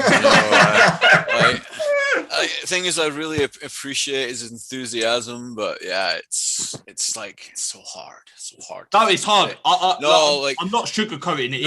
No, you're right to spin it well. Like, you are right. Like, you can flip it around in a lot of ways. Like, there's always people worse off than you, and there's lots of ways that you can be, that can give you a bit more perspective. It's just, I don't know. I guess a lifetime of taking blows, and you get used to just fighting back. Hey, you like, okay, yeah, that's a tough blow, but I'll come. I think it's for me personally, it's the accumulated volume of blows within such a short space time. That's what I'm struggling with, and then it's like the guilt on top of it as well, and all that, and it's like it's just put together to create this like massive fucking shit pile. Yeah, and do you know what? But then there's also the loss as well. It's like mourning as well. It's like it's not just like it's not even like mourning money. It's mourning the loss of like something I enjoyed being a part of. You know, it's hard. Like. Greg, I didn't have 10 Jaegers. I've literally had. I'll show you what I've had. The consumption is 3 Gordons. That is it. But Findex, I completely understand with you, bro. I've gone through a really... Oh my God, Frog, will you just change your thing to just Frog, please? Please, Frog. People Frog. calling you Findex Frog. just drives me mad. It does drive you mad, doesn't it? It really does. Findex. Rename, okay? Findex. All right, just for you. No. So it's on a serious I just call it just fucking Frog because Stu says. Is that what I used to call it? No, so in all honesty, like I'll give you a really, really brief breakdown. So I moved out in October on my own, and I was going through like quite a bad breakup as well. So on top of COVID, I was going through like a 3-year breakup. Obviously, football index is happening. You know, substantial losses in that. I'm going into a new job in like January. So everything that could have been worse, like in my life or like challenging and stuff. It really did was the ultimate stress level, you know, being on your own in lockdown, not being in a bubble and everything else. It really was challenging. And the only thing that ever got me through is routine. Routine is what got me through. I started a YouTube channel. I found a passion in a specific thing and I just got used to a pattern of new life. So I stopped checking the app because that was draining for me. Any draining energy I had, in my own head, I was like, well, that's draining my energy. I'm going to put that to the side. And I know that's easier said than done. But after 2-3 weeks, it become a routine. So every single day I was uploading a video to YouTube. I was doing my 9 till 5 grind. I was eating and cooking. I started HelloFresh. I'd never really cooked from fresh before. HelloFresh plug. If you want to use my code, I'll send you that on Twitter. That's no problem. I've actually stopped it now, so there's no code. But I started cooking from fresh and I found like a really good routine of doing new things that I've never actually done before. And that actually has really got me to this point now. And it was the toughest challenge I've ever been through. But actually I've come out on top and now I can almost look back on that and say, you've done well. And irrespective monetary value of whatever that may have been, whether it had been 6 figures, 5 figures, 3 figures even, that was a life builder for me. I'm only 28, so I'm still quite, I'm quite old, quite young, whatever way you want to flip it. But it was a life lesson to me, and I will not let that loss of money change my life in a bad way. So the only constructive criticism I can give to you, Frog, specifically, find something you want to be passionate about.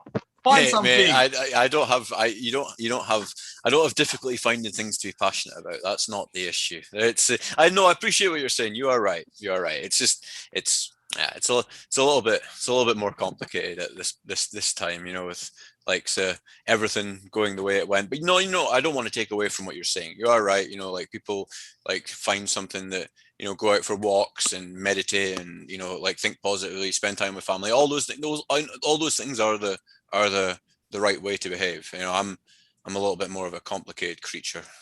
So I know the answers, but practicing them, that can be, and do you know what, and that is tough. That's the hardest thing to listen to someone be positive is a tough. I get that. Implementing positivity is tough. I also get that, but at some point as well, you need to be able to say, right, yesterday I done this and this and I achieved nothing. Today, at least today, whether it'll be I'm going to smoke one less fag, I'm going to drink one less drink, or be one comment more positive than you did yesterday, already you've made an improvement on the day. You've obviously not gone down the take one less drink option today, have you? No.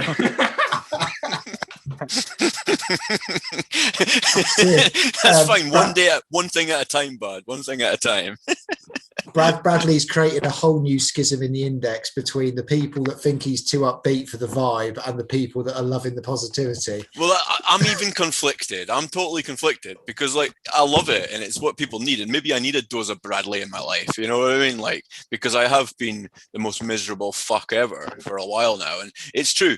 But I'm also at the same time, I'm putting my head down and going, just stop being so positive. But no, you are right. You are right. Yeah, but it is. I mean, I've had depression before, and it is damn hard to shake yourself out of it, to really just even drag yourself to do the next thing. It is bloody difficult. I mean, I was doing my PhD out of uni. I was in basically this will give you a laugh. I did 2 years of a PhD on butterflies. So I had a temperature control lab, which is basically, imagine a giant walk-in fridge that is constantly 21 degrees, that has no windows and is so thick you can't even get a radio signal in there. So I was basically stuck in this room from 9 a.m. till 9 p.m. 7 days a week, working with these butterflies, or in a dark room taking photographs of eggs. That was the two environments that I was in from 8 a.m. till 9 p.m. at night. I did 172 days straight. The last day that I worked was Christmas Eve, and there was one left alive, and I was just like, please die, so I don't have to come in Christmas Day. And yeah, that was just sucking the life out of me. In the end, I had to just hand it in. I had to put my notice in, and I had to go, because that was just killing me. It was absolutely killing me. I'm really sorry to hear about that. It's a fucking random ass story. Like what the fuck? I don't know where the depression and the butterflies come to fucking together. Like, but yeah, like fair enough. Like you had to kill a load of butterflies to escape your depression. Or, no, it was just because I'm not sure. Anyway, sorry. Ray Gordon's asking where in Scotland I'm from. Originally from Shetland, but I've lived in Edinburgh and Inverness and stuff. But yeah, I'm in Inverness now. I can only sympathise with that. You know, like I also have been on, you know, depression tablets at some point. I'm sure a lot of people in adult life do go through depression, and kind of like what everyone's experiencing right now. The only way to get through any challenging times is try and see better times ahead, and whether that is using positive energy or whether that is sitting there and dwelling on it. You know, you can make your own choices in life, like we all have, by putting an amount into something that we all believe in. I think. And carry on.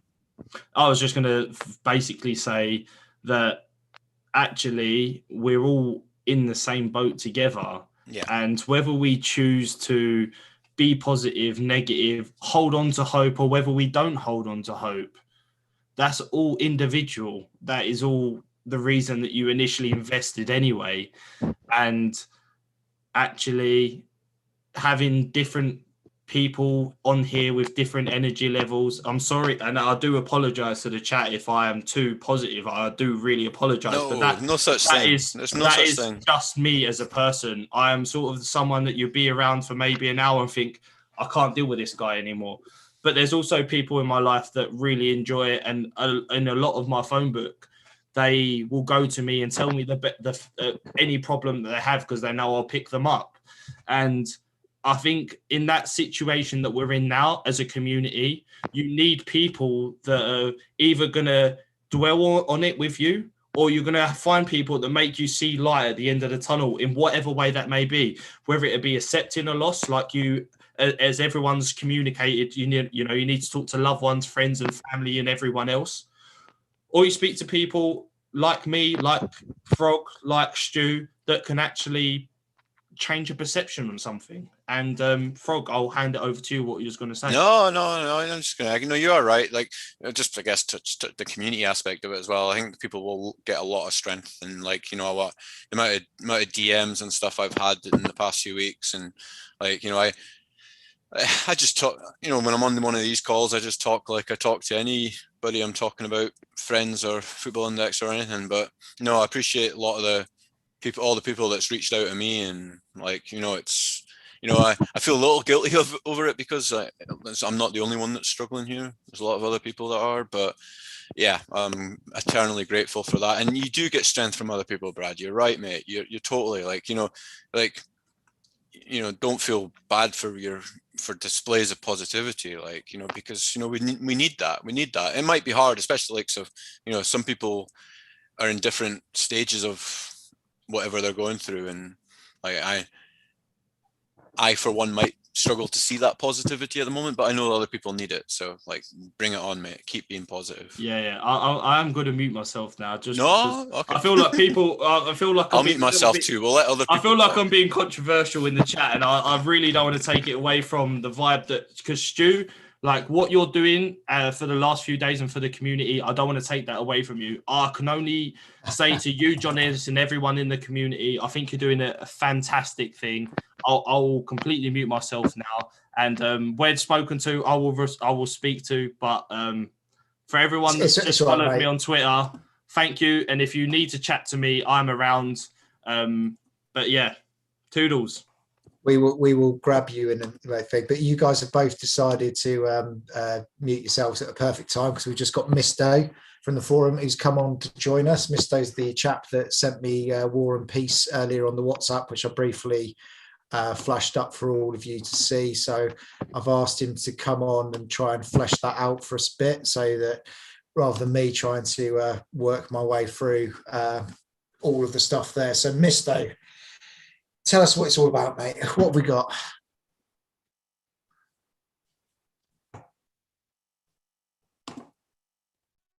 Mate, your mic's not working. There we go. Connecting to audio. Here we go. Another drum roll. Are we going to get it to work? Let's find out. Oh, dear. Now you're on mute. You're in the audio, but you're on mute. Zoom Classic. Bottom left corner, mate, little microphone, click it and say unmute. I'll even ask you to unmute as well, so you might get a pop-up. So guys, I promise you Misto will sort out his audio, and as soon as he does, we'll get him on to talk. Guys, if you're after Brad's Twitter, it's Brad Williams 92. I've just put it in the chat for you. He just wanted an excuse to neck his drinks faster. That's why he can't do that while he's talking. So that's why he's gone on mute for a bit. Right, Misto, unmute yourself, mate. You're still on mute. Bottom left corner, little microphone, click it, unmute.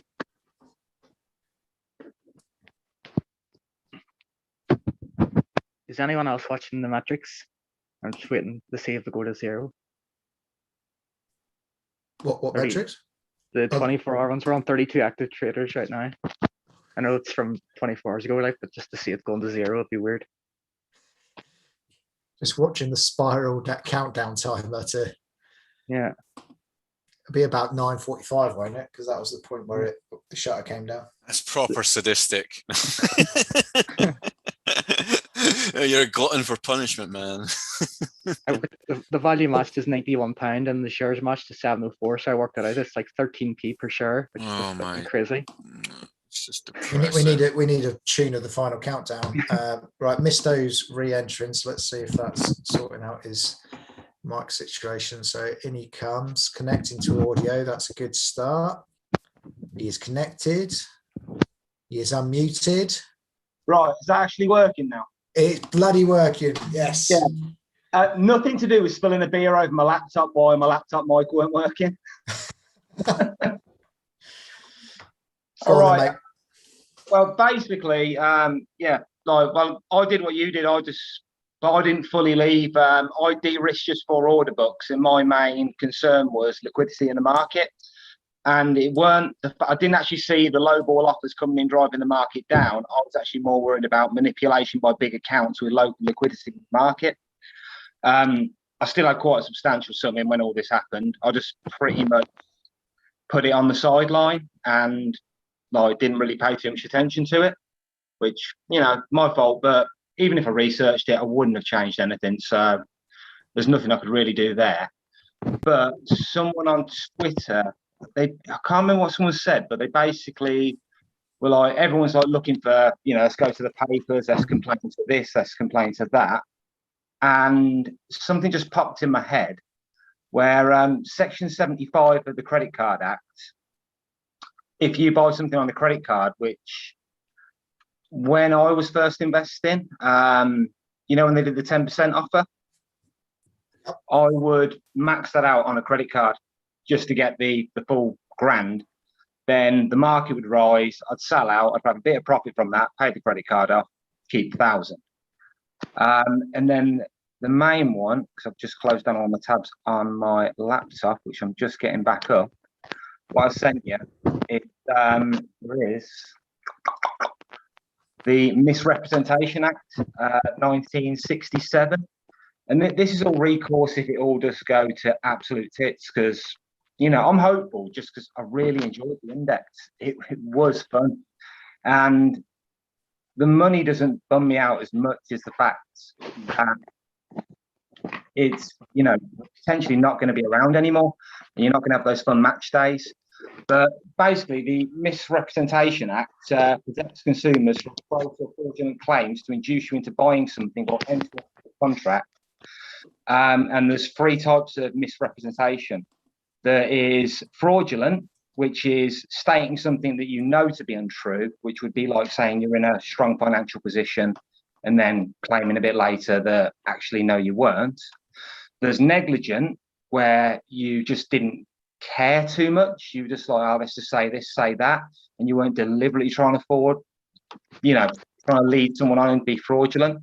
And then there's innocent misrepresentation, like, you know, you didn't realise. Under that, you can actually go back to FI, and what it will essentially do is it will unwind the contract to the point where they're in the same position that they started off at and you are.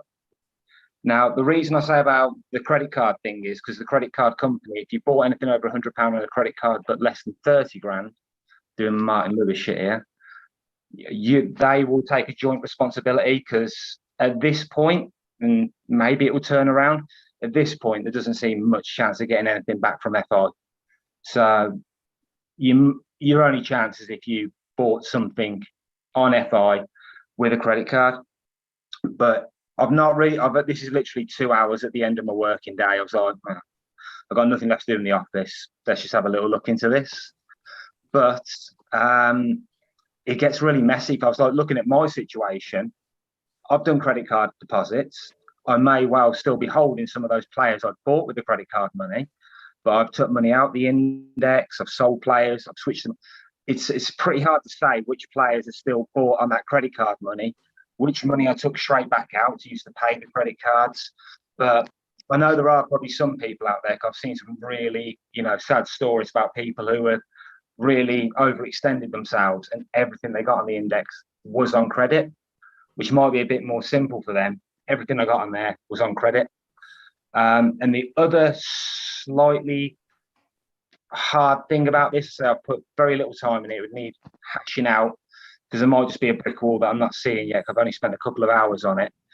But how long has it been since credit cards weren't allowed to be used for gambling? It has been a little while, hasn't it? I'm not sure exactly how long it is.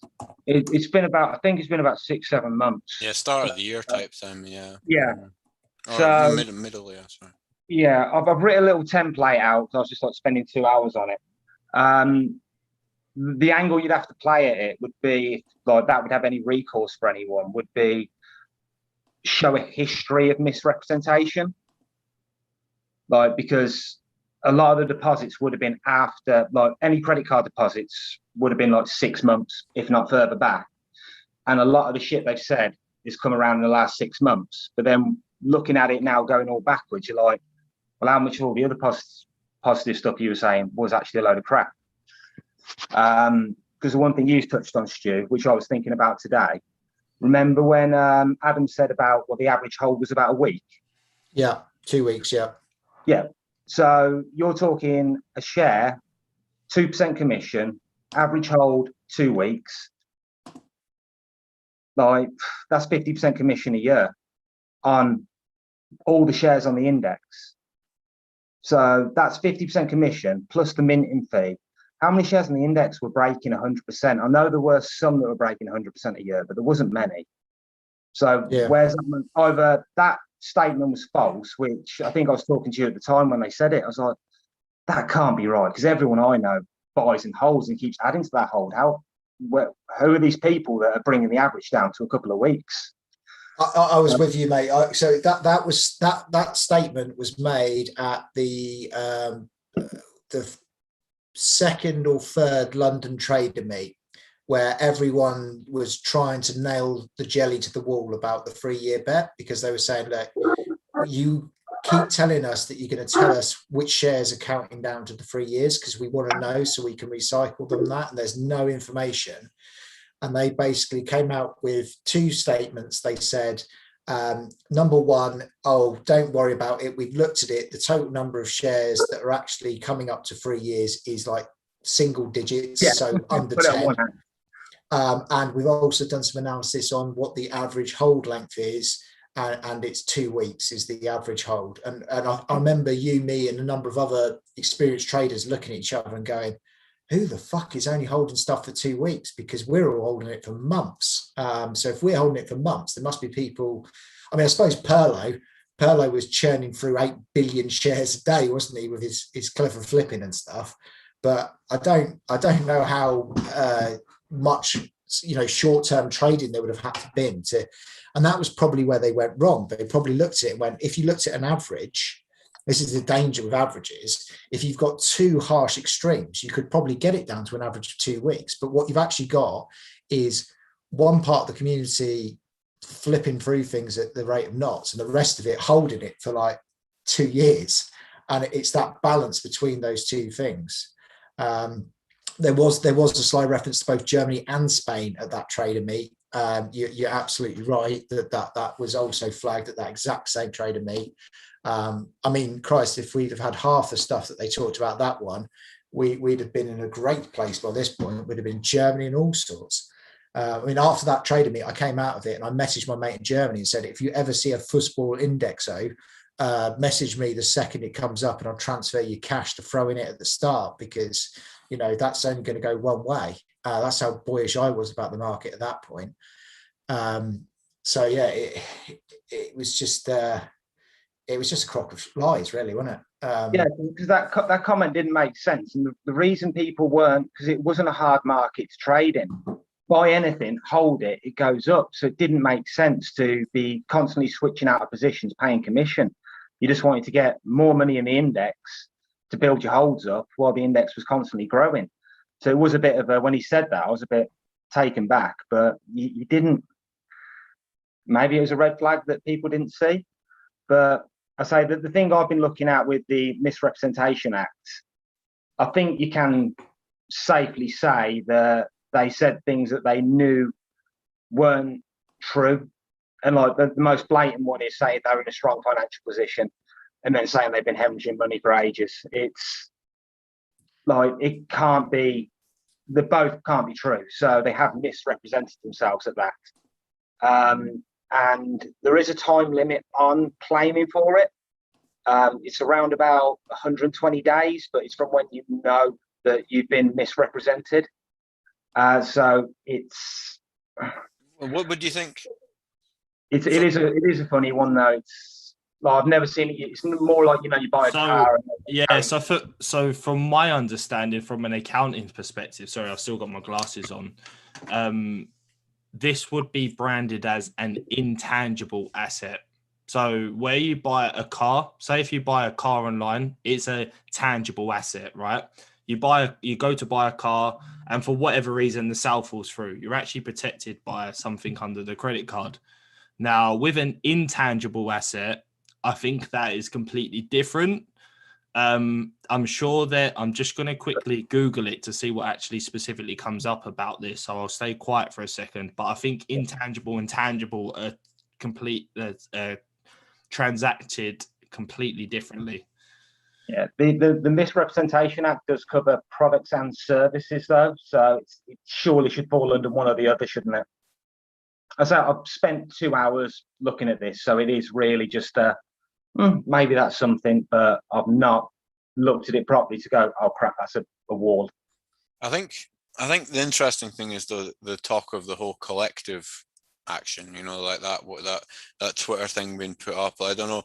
This is the hard bit. It's like, there's a lot of people, including myself, like not clued up in terms of like what's the best course of action. Like, should we do something individually or should we do something collectively? That's the bit that I think many people are probably struggling with at the moment. The class action is the best way to go with that. A united front always has more sway than individuals. That's what I thought. But yeah, I don't know. Just so my week couldn't get any better. Newcastle just scored a comedy on goal with 5 minutes to go to lose to Aston Villa. Oh, God. It just gets better, guys. Yeah, I'm loving it. I've got some Bradley enthusiasm. There's some really technical accountancy jargon that I've just found, which basically, when you buy something, credit or debit, it has to have a value. So I suppose the market value. It also has to have future commercial value. So whatever that may be, I don't know whether this is going to be future commercial value, and a contractual agreement. So in order to meet any form of insurance, I suppose it has to meet those 3 criterias. Whether it does or not, I don't know. And then you've also got this guy specifically mentions here. So he's from KPMG. Don't trust anything they say. They can't. Yeah. He says intangibles are treated differently. I wouldn't worry about that. KPMG, they're the only people worse at numbers than Football Index, in my experience. But yeah, I mean, so that's some jargon that was sort of published recently. Take that with a pinch of salt, because that kind of can be interpreted either way. Does a intangible share hold current value? Probably yes, because that's what it's currently trading at. Does it have future value? Does 3 years account as future value? Maybe yes. And does it meet the 3rd criteria? Who knows? Yeah, because you've got a contract with them, because that's why they keep sending you the bloody terms and conditions they're trying to force you to sign. So that's a contract. But it's the 30 days, and that's the annoying part. The 30 days is surely not. Yeah, surely they've got it all covered. Like all these companies always do. Like, so they always have an out.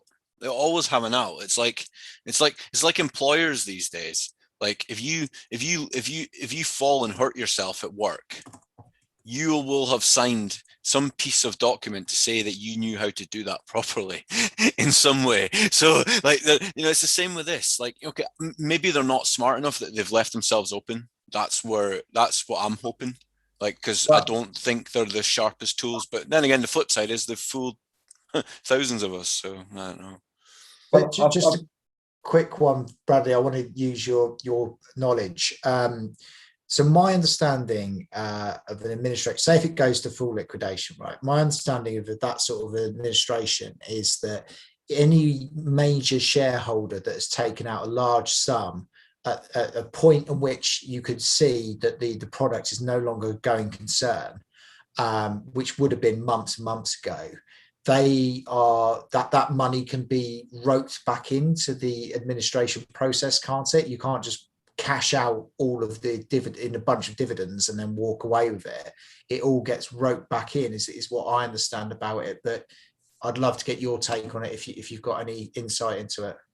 So I just want to make it clear. My accountancy qualification is specifically in management accounts. However, I have briefly studied insolvency and things like that.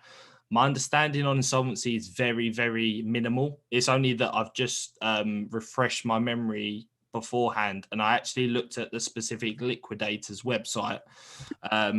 But yes, you're kind of right. So any sort of capital that sort of is invested is kind of going to stay within Football Index. They can't just pull that out.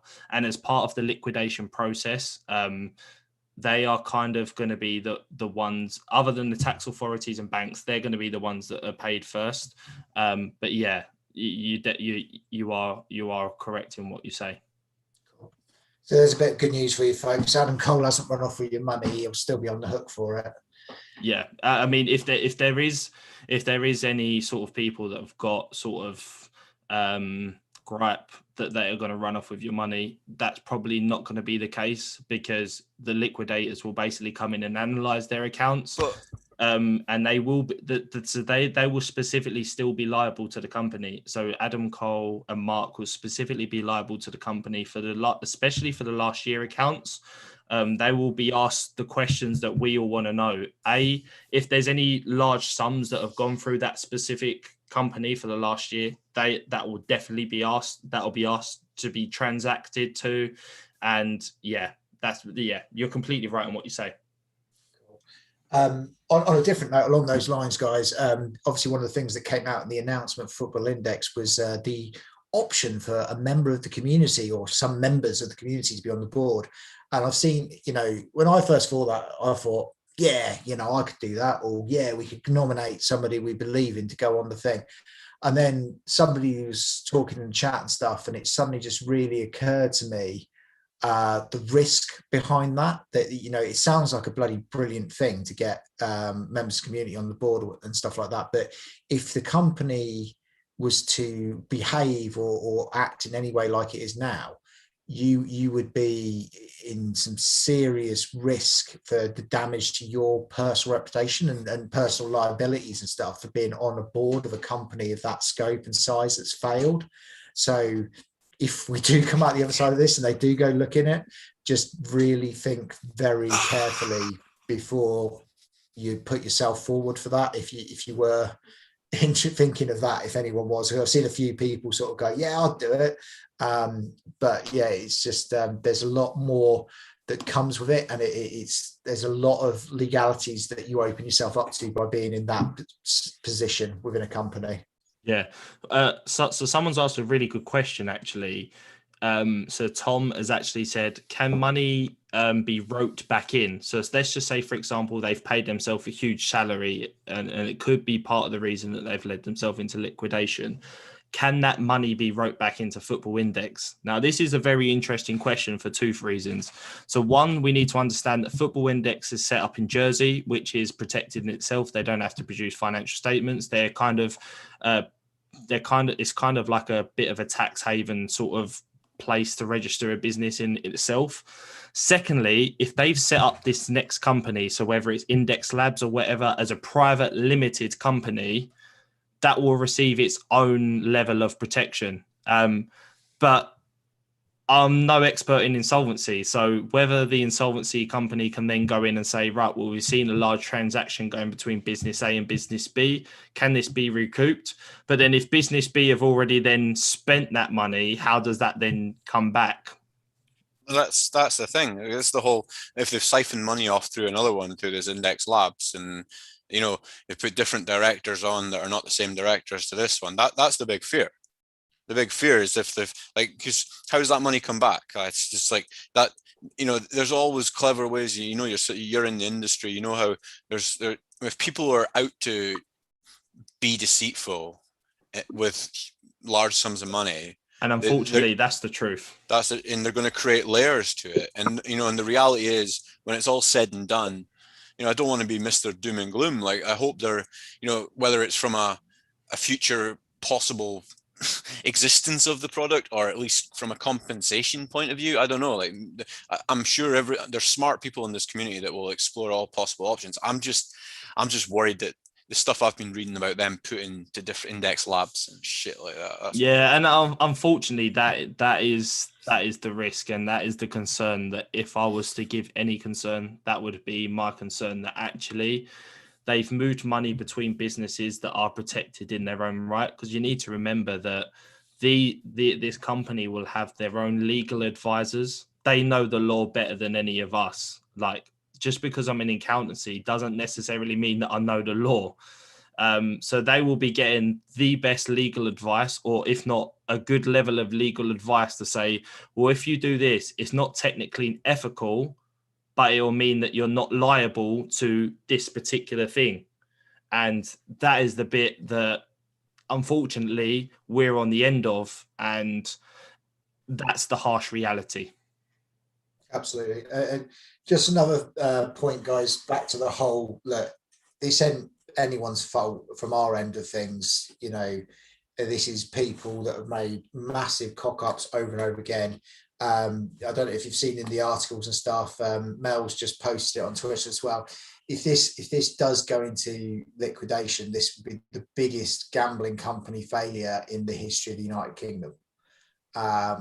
It gives you a concept of the scale of it and why people believe that it was legitimate and it would have to be run in a sensible way and stuff. It's a massive organization that has fallen down here, and there's so many levels of due diligence that should have been done that obviously weren't being done, and that's why we've all fell for it. Basically, is that well, so you talked about a brand that got to the size. I think when the time Bradley came in, he came in last year. You're sponsoring 2 football teams. You're on every mode of public transport in London. There's the pro. You've got thousands of people passionate about the product online. If it was a con, it's like, fuck me, they smashed it. That's the. But I just don't get that, if that's the narrative. Like, they would have made more if they just kept growing it. Like, I don't know. It's been frying my head. Sorry, I don't think they started off as a con. I think they probably started off as, this is our business idea, we can make money. And somewhere along the line, they fucked that up. And probably looking at it now, probably 6-9 months ago, they saw the writing on the wall. They looked how much they got in their account. Then they got greedy, and the concern weren't then, this is the writing's on the wall, we're going. How can we protect as much for ourselves as possible? Fuck everyone else. Let's just put as much in our own pockets, because the writing's already on the wall here. This isn't sustainable anymore. We've made mistakes. We can't claw it back. So we're not going to keep building the company to what we thought it could be. Let's just keep what we can. So I don't think they started off as like a 5-year plan. We're going to do this. We're going to be on shirts, billboards. We're going to con people. But I think at some point they messed it up, and it was just, let's take what we can from it. Yeah, it's such a head fuck, because it's like you've got this apparent phase of like cuts, and then you've got the flip side of that is that doubling divs and doing 5 times IPDs, and this like constant leaking of money, bleeding of money that they were doing, and it goes contrary to any sort of cash grab that like you might think they're doing. That's the head fuck to it. It just doesn't make sense, half of it. Like, when you go back to when they took away IS and you justify it through COVID, and then you think, well, they knew it wasn't big enough and they didn't have market. There's so much stuff that just doesn't add up. Like, it doesn't add up if it was trying to be run straight, and it doesn't add up if it was trying to be a con. That's the bit I can't understand. I'm like sometimes I look and like, oh yeah, they were at it there. And then other things I'm looking going, yeah, but if they were at it, why would they have done that? I don't know. It's frying my brain, guys. No, I agree with both of you guys, really. I do think that, I mean, like I say, I just want to state, I wasn't in this from the beginning, so I cannot speak what happened prior to me beginning. But Lots. but from what I understand from my very good friend, who I said is heavily invested in this, it only seemed like it had good intentions. And that is how I was sold into this. It seemed like it was a really sustainable, really good concept that had legs for them to make money, but also the consumers to make money, and it to be a level playing field for everyone. However, at a point in time, I agree with you that there could have well have been a turning point where they decided that actually this isn't sustainable. And maybe that is the real reason that they're unable to get investors in this, because every time they've had to share their, let's be honest, if you was an investor in this, you would ask for the accounts first and foremost.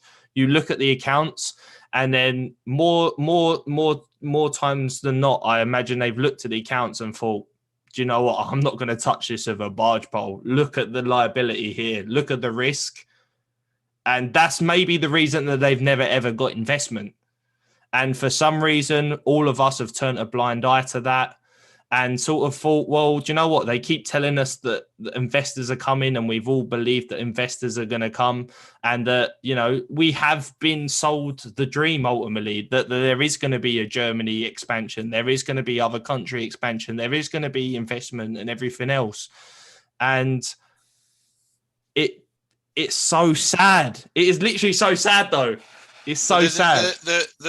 the expansion and all that stuff's nice, but it was not something I ever harbored onto. I never it would have been great, but it's just proper fundamentals in place for the platform to operate, and that's what we've not had. We've not had that floors, we've not had that liquidity, we've not had that market makers, like all things that if you're going to transition to, they didn't have, and that's where the lies are. And like, just why do you make those steps? I just want to actually, before I let one of you guys, I'm going to go and do something. I see bye bye Memphis Depay's in the chat. Yeah, he is. Yeah. So and guys, I've just worked out what we do, right? This is our way forward. This is how we crawl it all back. So we get the best people in the index that can sing, and we find anyone that's got a bit of I a actually look about can them. sing. And we get them to sing Divi's version of American Pie, get it Christmas #1 next year.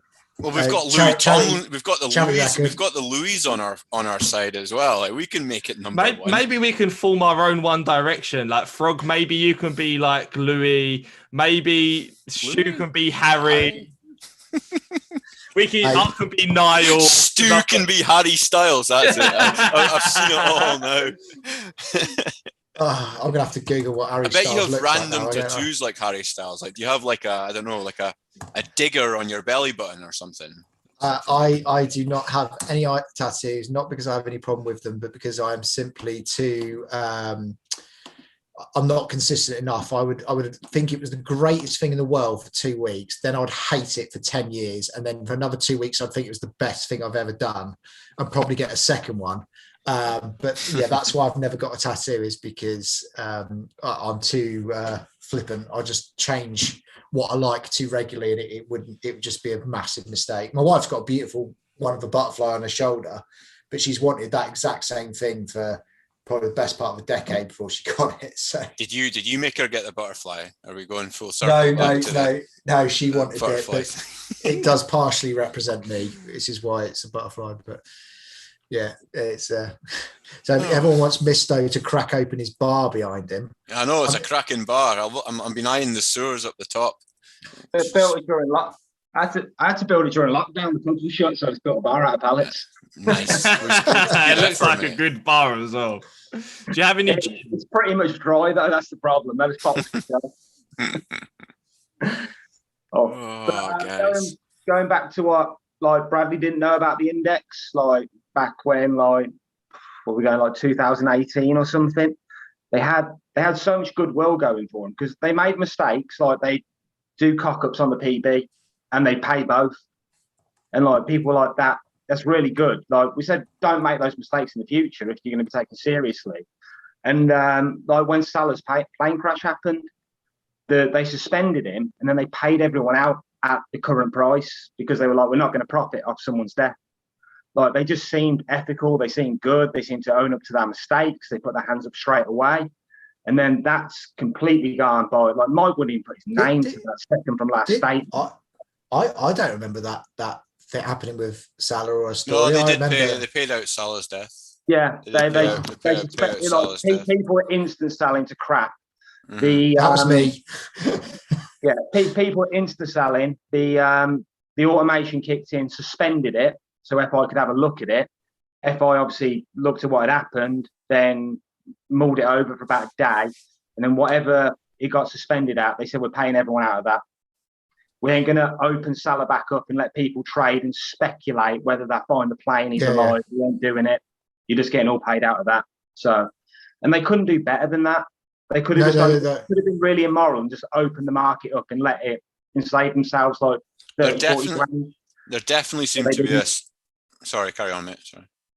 No, I'm just saying they just acted well. And based on what you're saying, that does seem really ethical as well. And I think if they sort of transferred that sort of, that just feels like they're part of, like they understand.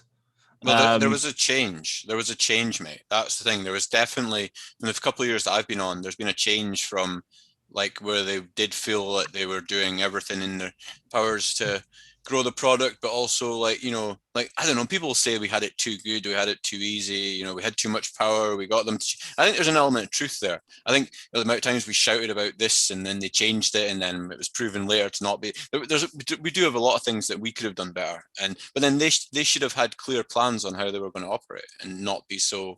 But the flip side of that is it's a new product, it's not been done before. But like, just going back to what you're saying, I think there's been a massive change between last year and this year.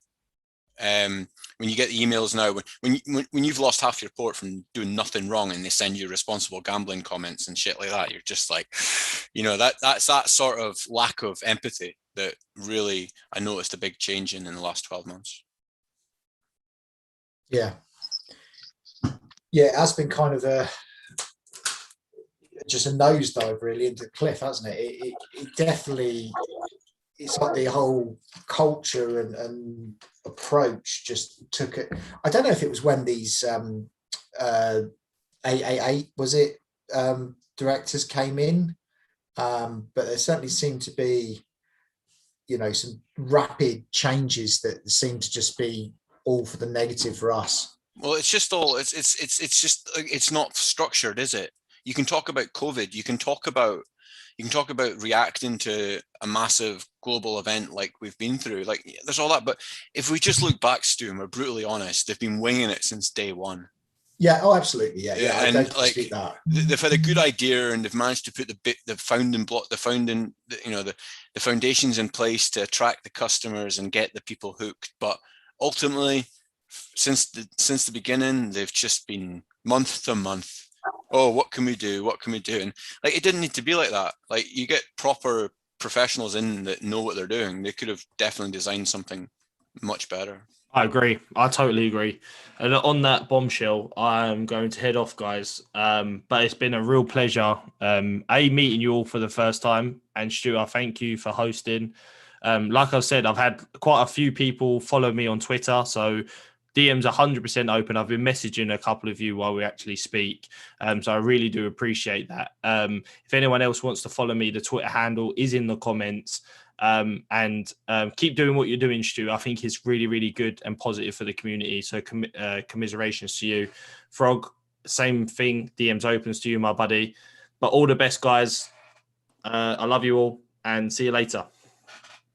Cheers, mate. Thanks very much for coming on and explaining all the stuff you did. That was really helpful for everyone. So thanks for coming on, man. And thanks for bringing the positivity. Great job. We'll hopefully get you on the next time there's one of these. God knows when that's going to be. On this whole thing, I did say on my Twitter today, if anyone wants to host one of these on a day that I'm not doing one, like tomorrow, just DM me. I'll tell you exactly how you need to do it. It's literally just a Zoom license. That's all you need. Zoom license and changing like 2 settings in Zoom. And then you can go live on YouTube. It's that bloody simple. And then you just drag in some willing victims like I've got. Thankfully, I've always got Frog to rely on. He's when I'm not sleeping. As long as there's not a big announcement, then I won't be sleeping. That'll be fine. Sorry. I don't know if we've got time, but did any, like, on the company update today, like with the administrators, did the third sentence sort of stick in anyone's throat? I don't know if you covered it, where it almost seemed like they were blaming the traders. Let me bring it up. How does that go? A dividend restructure announced on Friday was a necessary step in the business recovery plan to seek the long-term sustainability of the platform. However, it was clear this was not well received and we need to find a more agreeable way forward. Then they tell us they're going into administration. It's almost like they went, oh, you guys didn't accept what we put out there, so it's your fault we're in administration, which is bollocks, because you put the dividends down. You knew you couldn't implement them for 30 days. How does 7 days later you go into administration? You went into administration because of all the noise the community made, which that's another debatable thing. You know, the community did make a lot of fucking noise about it. That's why it got picked up by all this mainstream media. That made the Gambling Commission get off his ass, have a look. They went, we don't know what's going on, suspend. That's why they went into administration, because the second their license got suspended, they knew the creditors would come knocking, because they'd go, shit scared, they're not going to get paid because they got a gambling company with no license owes them money. they're going to start pushing for that money. So that's why they went into administration. Nothing to do with the traders kicking up a foot. Well, indirectly, if you want to look at it the way I just said. But I don't know, that communication doesn't seem very sympathetic. It seems like this is your fault. how can you ever expect to reduce divs by 70-80% and expect it not to be received the way that it's like? Yeah. there was only one way that was ever going to go. Like, you know, I've seen comments from other people, like, you know, like, don't get me wrong, I maybe lived in a little dream world that didn't want any forms of although I seen that, like, there was no way they were earning enough. I could get that, but then there's also the money that's been minted to pay for these things. But even people that have said, okay, we needed a reduction, but like 70-80%, are you stupid? Like, you can't trade, and if you can't go forward after that. Yeah, but that's 70-80% plus the IPD stripped off as well. Mm-hmm. We're forgetting about the IPD that stripped It's off. all gone. The total dividend pool went down a lot more than 70%. And this is the whole half-arsed, or the whole fucking month-to-month thing. Like how do you bring out one div increase and then double it and then do 5 times? How do you take in team of the month and match day extra? How do you make these things and then just scrap them a few weeks or months later? Like where does, like, there's just so little planning. I don't get it. It's so confusing. Sorry guys, I've just had this BBC Radio 4 presenter person get back to me because somebody gave me the Twitter handle. And now I'm just massively suspicious that she's like a scam artist or a fake profile or something, because I just refuse to believe that anyone who's a journalist would put much easier if I call for a crack, spelled CRAIC. So please send your number. I'm just like, oh God, I'm not going to walk into a scam, am I? It doesn't feel like that's a legitimate journalist. What's the handle? Molly, hang on, what is it? Molly Grace Lynch. She hasn't got one of those magic blue ticks, but she has got all kinds of blurb on her about being a journalist. And oh no, I think it looks pretty. Yeah. She's followed by like a lot of decent people, I think. Yeah, she's followed by like BBC News and stuff. She's probably listening to you now going, Guy thinks Stu, you're accusing her of being some kind of like OnlyFans or something, ain't you? You know what I mean? Yeah. You think you're going to click on the next message and get a subscription to something? Yeah, it's just, I don't know. I'm just a naturally suspicious guy. I just don't trust any of these things, to the point when one of the other journalists was contacting me. He was asking for my number. I said, look, I'll set up a Zoom call for you, because like I then control it and stuff like that. It's just, yeah, I'm just naturally suspicious of all these things. She's followed by Jeremy Vine. Oh, so I'm not sure I trust Jeremy Vine to is make she decisions or Irish? anything. That's what the comments in the thing are saying. She's Irish, talking about the crack. That would be fair enough. But yeah, if she's followed by some legit people, I've got a bit more confidence. So thanks for doing your due diligence for me, guys, to give me some confidence that I'm not about to walk myself into a horrible scam. Oh, but yeah. So very interesting to talk to her and see what she's got to have to say and what she's looking for.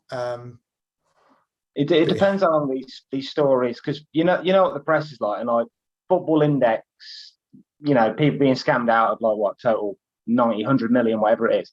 That's quite a small story on the, you know, even the UK scale. Like, there's a lot more impressive stories that will be forgotten about in a week or 2 weeks. So all these stories are going to get written about FI that live on the internet forever, and that's pretty much what's going to kill the brand, because that's what's going to come up when people Google it. So I don't know if this is actually going to be, nothing will come for the traders in terms of a grassroots campaign coming up and let's get our money back, let's get justice for everyone. It ain't going to happen. But these articles are going to live on forever, and that's probably going to kill the brand forever as well. So any chance of this coming back is probably going to go off the back of all this. I mean, it's sort of, it's a hard one, because I love FI and I'd love it to continue to like playing it. Even if it could continue as some sort of virtual money thing, I'd probably still play it. Mm-hmm. And I just, you know, the money sucks, you know, lost thousands like everyone else, but it's such a great product. and they just ruined it. But I don't think it's going to realistically come back from this. Not with the current management, the current name. Something would have to drastically change. I don't know. I don't even know if there's rebranding possibilities. I don't know. I don't know. People like would anyone want to take it on? Would they not just start it again with their own like I don't know. Like maybe there's just no hope, and maybe that's the reality that everyone's been saying it for a lot of people have been saying it for a while, but. Yeah, it's sad. I'm with you. It's like someone goes. It's like I watch a lot of these kind of crime programs, detective programs. It's like when someone goes missing, you just keep that bit of hope. Just that little bit of hope keeps you going. But realistically, it's probably not going to happen. Yeah. Well, we'll see how it goes. We'll keep monitoring this, and we'll see what the administrators say. And we just have to keep an eye on it, really, don't we? Well, that's what that update, the update they sent. The administrators will be in the office within 10 days, so we should hear something within 10 days. So we'll have a bit more of the story then. But I don't know. I've never followed the administration process closely, so I don't know how it goes. So if they're going to go in and go, this is a viable business, and we're going to do this, do that, and the old board of directors are out, or whether they're just going to walk in and go, fuck me, this is shit. All I know is I was looking at I was Googling a few that I knew had gone into administration, and the House of Fraser one, that administration went on for like 2 years. So some of these, they're not quick processes. So yeah, if you think this is going to be a quick turnaround, I'd say don't expect it to be quick. I think it's going to be months of them clawing all over the finances and working out what to do and discussing with the investors and stuff about whether or not they want to give them more time or whether they want to give them more funds to explore options. So yeah, I think it's going to be a very slow burn on this. An interesting one for tomorrow. I don't know if you spoke about it. I did miss the first 30-40 minutes. The fact that dividends got paid out today after the suspension of the market. I wonder if that's going to go on for indefinitely while the market's shut, or was that just because you wouldn't put it past them just to have messed that up and they've been automatically paid and they shouldn't have been paid, or is it business as usual, just no funds can be moved in and out of the accounts, so they can be moved around the company accounts, so dividends are going to just keep getting paid until something happens. So theoretically, and it'd be a drop in the ocean compared to our port values, but our cash balances will keep rising while this is all being that's a very weird one, because I was just checking my match day extra dividends for Lewandowski have gone in as well. I reckon that's they've forgotten to turn something off. I've got to believe that's the case. I can't believe I can't believe they've got it where it's still operating, because that would just be madness. They must have just forgotten to turn something off. Well, they've walked out the office on Friday because they've been told, they're going into administration, go home. Wouldn't be surprised if they'd done that as well. I think it's clear they went into administration because they got their license pulled to protect themselves. But if they have to keep paying dividends out and money has to keep moving around the company accounts, so trader accounts, their accounts, while they're in administration, then they've basically got the dividend bleed that they couldn't handle on the go with nothing coming in at all. No minting, no commission, no nothing. So if they do have to keep paying dividends out and treat it as business as usual, and I have not got a clue at all if that's the case, I wouldn't be surprised if it was just a cock up. And like you say, someone forgot to press a button to turn it up. Like, whatever they've got in the account is not going to last too long if all they're doing is paying dividends out with zero income coming in and the overheads of all their staff still. They've got no income and just outgoings. So eventually there will be nothing left, but it is just probably a wait for the next 1 to 2 weeks and see what the administrators have got to say about the state of play. At least they will be impartial and be honest and go, this is the situation. Absolutely. I mean, that's the main thing, is that they are completely independent, completely impartial. They cannot be influenced by the board in any way, shape or form.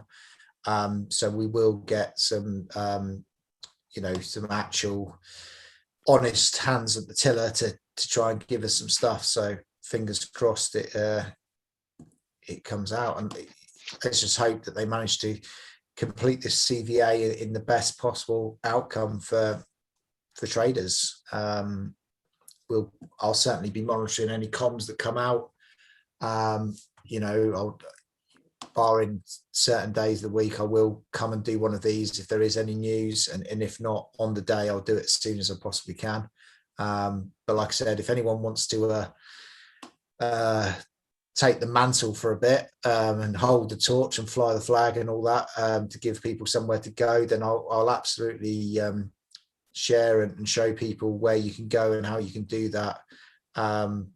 So yeah, absolutely, just hit me up if you want to take that on. But yeah, it's interesting times. Yeah, I just went to go on. I don't know why. I just went to go on the website to see what the PB scores were. Just got hit by the wall of like, no, you're not going on there. It's just such a empty feeling, eh? Yeah, no, it was just talking about. I was just going to say, well, hold on. I'll see if who's ever winning PB. I'll see if I own them, and then I can check if my balance goes up tomorrow. But I can't check that. I can't look at nothing. So, that's just a blue wall with "fuck you" written on it, basically. Oh, is it not even going on now? Is it not even? If you try and log on, you just get it says something about we're suspended or something like that, and then you just click the notice that our platform is currently suspended, and that's all you get. And for some reason, Google Translate's trying to translate it into Italian for me, or from Italian. So we've got Italy and Germany on the go, so that's a positive. I can get in on the app. Yeah, I can go in on the app. I can still go on. Oh shit! It's just loaded up for me. Just okay. That's different from what I've been getting for the past couple of hours. Yeah. So. Yeah, that notice is gone. The one that's just. It might have been just something that if that's the first time you've logged in via that way, that they're spamming anyone that's logging in first time to. Yeah, it probably would be on that laptop, but it was basically saying we've been suspended, and I've just refreshed it again, and now I'm actually. The other thing that people should be talking about is I've seen a lot spoken about recently is going through and downloading all your transaction histories and screenshotted all your transaction summaries and just all those sort of things that maybe are useful at some point. So at least you have all the record of it. The website might just be shut down tomorrow. Yeah, I was going to say holding data costs money, so don't rely on them to hold it, because you better to have it in your hands than theirs is the way I look at it. Your data. A bit stiff for me. Yeah, so I did it earlier. It can only be pulled down in 3-month chunks, though, which is a bit of a pain in the ass, but just have to go through it. Yeah, one by one. Yeah. But it's better to have it than not have it. But I think if anything happens, it will be like Stu says. It will be at like a class action level where you treat all the traders this way and do this. Yeah. I don't think we'll be fighting our own individual cases. And if I'm completely honest, either the administrators, in my opinion, if the administrators either salvage something and that's the new ongoing concern and it would probably still hurt us, or we get fuck all. I think that's pretty much it. I don't think nothing's going to be restored to how it was instantly, like a magic bullet. It's going to be either it's an ongoing concern and you have to accept pennies on the pound. You still own your shares, but this is what they're worth now. Off you go. And as administrators say, we've looked at it and the company will work under this model, or the company look at it and go, there's no way this company is going to work. Let's just strip it down to what it can be stripped down to and pay the creditors in the order that we have to pay them in. And then same situation, we'll be at the bottom of the pile. Yeah. People asking what we do at the weekends. I'll be sorting out some more of this. Things have got so dull, I've started growing my own vegetables. Ron's saying whole transaction history. Yeah, you can just download it in 3-month segments and your PDF is like a PDF type thing, or not? It's not a PDF. It's is it a PDF? Excel. Yeah, Excel type thing. Yeah. I don't know if Stu can bring it up and show it or whatever on the screen. I don't know. Let me give it a go if I can actually share screen just live that on where this. you download the bit just to show people, because it might be helpful. I don't know. It's so 2 seconds. Let me get it actually up first. But yeah, I'm not sure if it will work because I think you have to pay for Zoom presentation license to I'll be able to do screenshot it. it and post it on my Twitter anyway. Yeah, I'll just it's one of quickly them. I'd be surprised if we ever needed it, but like you said, it's better to. Was it Shilfrog? But one of you said it's better to have it than not need it. I think it was all of us said the same thing basically. Yeah, I'd be surprised if it was a case by case basis and people were going, "Oh, can you send us your transaction history in about 20 chunks?" Like, but just take it just in case. Oh, CDF, yeah, CSF. Sorry, CSV. I will get it right one time eventually. Jesus, CSV format, as Morty and Lee and that are saying in the chat. There's a few other people in the chat I want to say something to actually. There's one. Was always the one lad that said he's just joined the index and he's got it. I remind myself where the bloody download button is on this. Actually, I'm in the transactions history.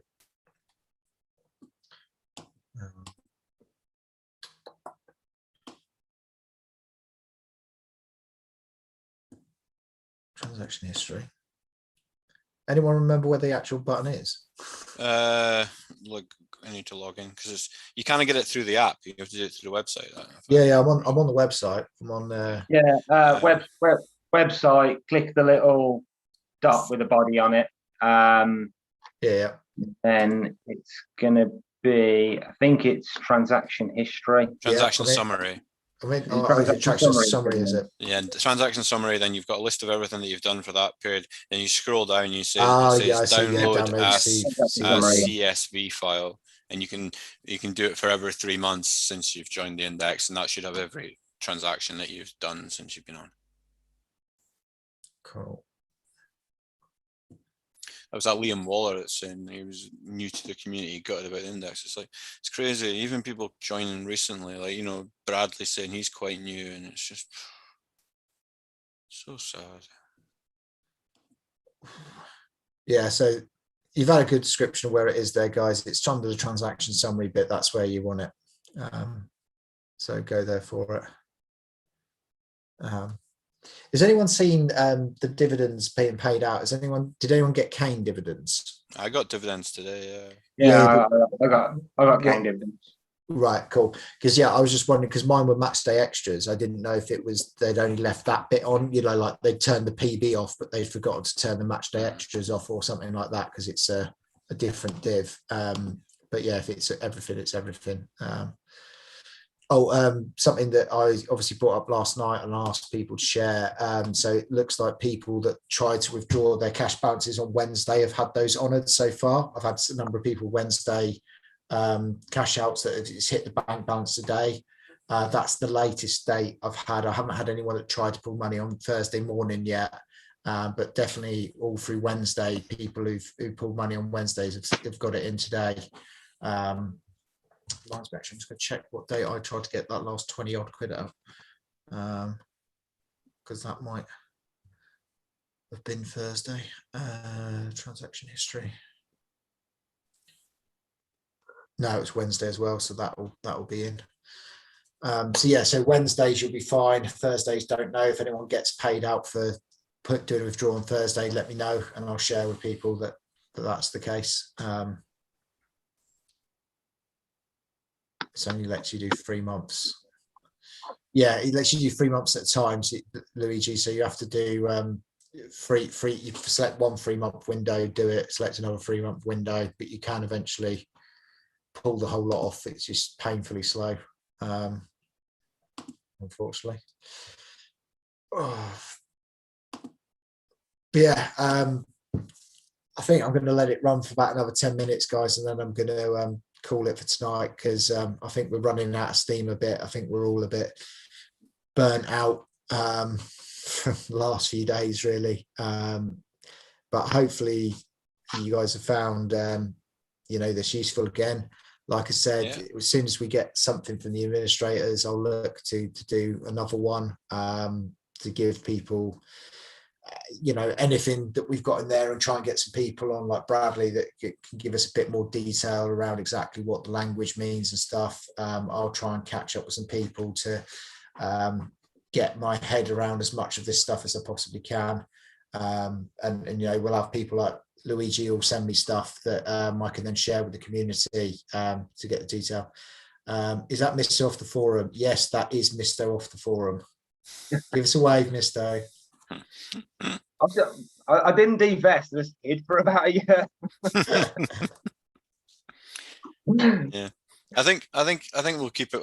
Stu will keep it keep it like there's all these groups that are going on now, and this action group, and I think that journalist, that Matt Zarb cousin, he's been tweeting stuff about cleaning up gambling and things like that. So yeah, I think there's going to be a lot of information coming out in the coming days and weeks. So FI Action joined Twitter March 2021. 3 hours ago or something. Yeah, currently followed by 4,700 people. Exactly, and they say there's only 3,000 active users. There's loads more of us. It's suffering. So yeah, I'd say give that a follow, guys. That's the way you're going to get a lot of information. So I don't know who's actually leading this, because they haven't used the hashtag Football Index tag. So I don't know if they're trying to keep Football Index unaware that it exists. But yeah, it's got a good following, that. So hopefully it might actually give us an idea of how many active bloody traders we actually have for once. No, it's a good point though. Like us on Twitter and stuff, we're kind of like kept up to speed. Like, how many people are sitting that are not on Twitter that have put money into this thing and just like totally, that's it. It's there's not just the Twitter community. There's like so many other ones. There's lots of little random ones as well. I didn't even realise. I bumped into my friend earlier today at work, and I told him about Football Index going into administration, and he was like, "Oh, damn!" He said, "I had £100 in there." He weren't bothered, but it was just me talking about it in the past, and he had a little dabble at it, and he sort of forgot about it, didn't really care, didn't really monitor it, and he doesn't care about football at all. It was only off me talking about it like a year, 2 years ago. He put some money in. There'd be loads of little, like those £100 to £200, they add up quite quickly. I mean, the ones that rise to the top on Twitter are, obviously people who have lost thousands, and there's a lot of them that have lost thousands. But you add up all those little ones as well, there'll be thousands of traders with just £100. Yeah, 100, 350 quid. Yeah, everything. Well, that'll be when there'll be hundreds that have lost thousands, but there'll be thousands that have lost hundreds. Yeah, the way you put it. Yeah, guaranteed. That's like, I think even like nothing. All the people I got involved in it were probably like 2 years ago, but like even like in the last year when things were crashing, and I'd like someone go, "Oh, was it a good time to start now?" And I'm like, "Well, the prices are as low as they ever been." And then like shit, my stepson from my ex, and he put 500 quid in, and I've got on my say so. Nice one. Well done, Stephen. Well done, Frog. Mate, don't beat yourself up. Yeah, the dividend reduction was unprecedented. They jiggle dividends, and they've always jiggled them where we've worked it out and we've gone, we've done a 50% increase. It's like, well, it's not quite as merry as you're saying, but we see how you got your 50%, but it is still an increase for us. Like cutting the dividend, reducing the dividends has never happened. Cutting the dividends off of the knees was unthought about. So yeah, it's just the fact that they put them so high and then like just did what they did. That's the bit that doesn't understand. It's like you were willing to go up so high. I know we're going around in circles here, but like you were willing to boost them to this levels, and then now all of a sudden you have to scrap them all together. It's like so why did you increase them to that point? I know it's such a head fuck. Right, I'll tell you what, to wrap up tonight, I'll get you to give your either your favourite moment from the FI community or your most random moment. So I'll give you one of mine to kick us off.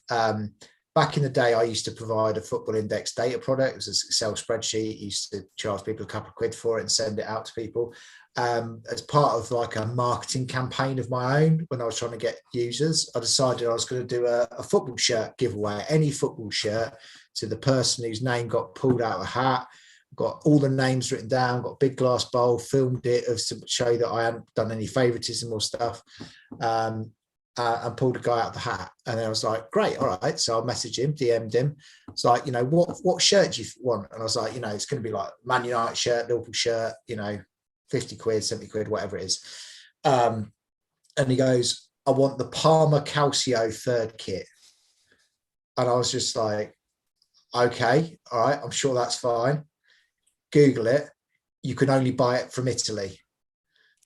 I had to spend so bloody long researching and trying to find where you get this kit from.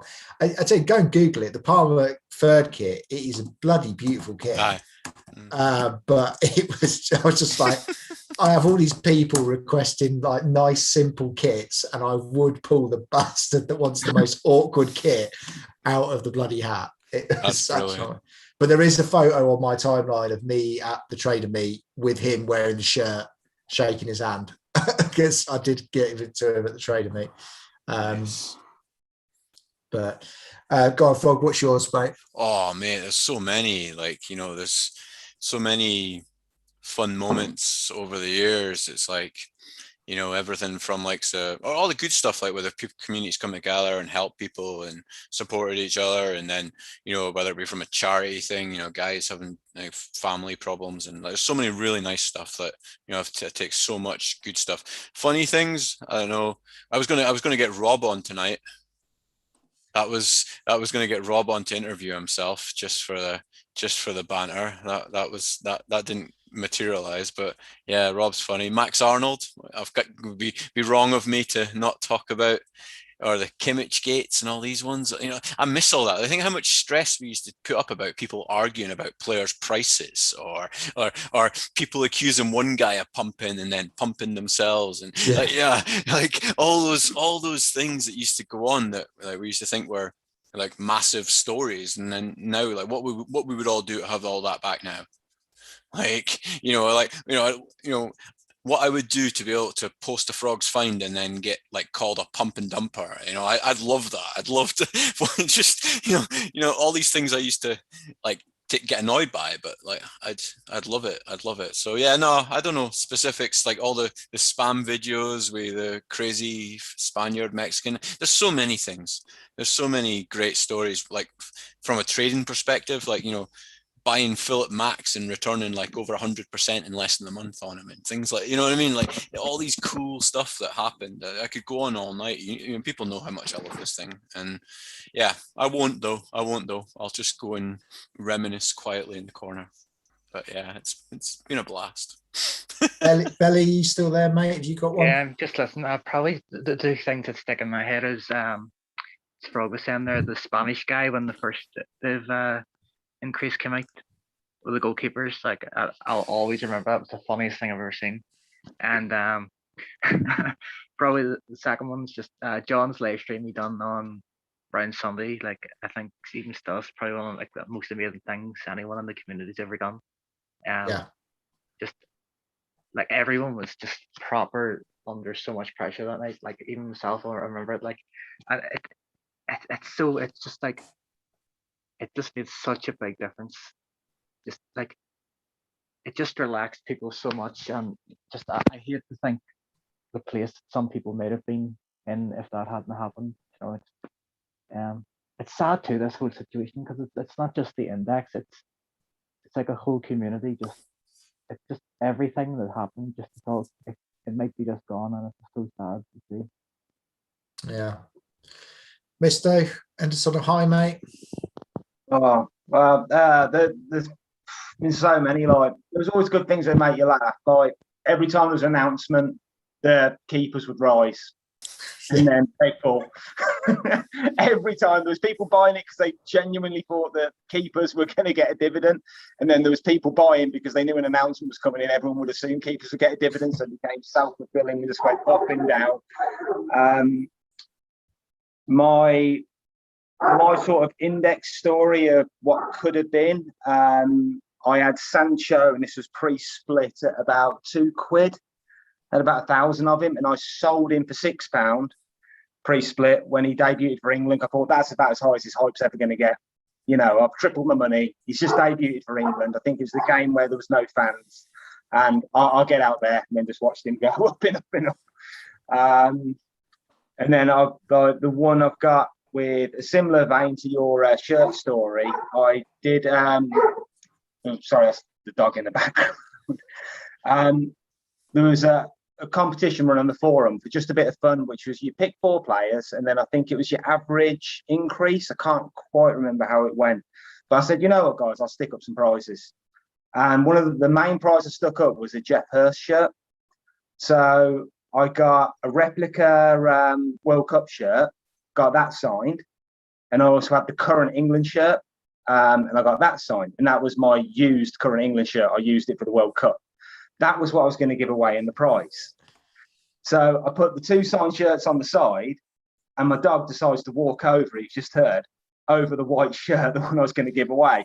So I had to give away just to honour what I said. So I've got a signed Jeff Hurst shirt here that's covered in muddy dog prints that I can't wash. And the shirt I was going to frame, the replica World Cup shirt, I had to give that one away. But I was always going to honour what I said, but I could not send someone. If he got to both of them, fuck knows what I would have done.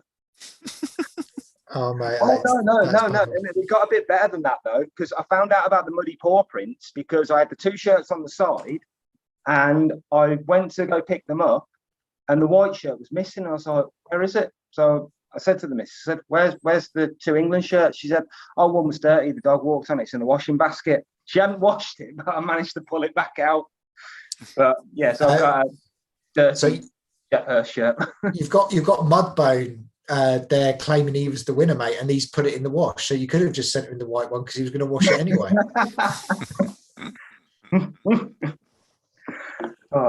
The other prize I got for that was shit. I think it was a wooden spoon, some like replica World Cup tickets that looked shit, and then I think someone I was going to buy a football for, and they said just donate it to charity. It's the only prize worth winning. Yeah, it's always the way, isn't it? Though there's only ever one in any of these things that's worth winning. The rest of it's shite. But yeah, I tell you what, it's been some crazy times with the index. It really has. It's been some really fun times and some mad adventures.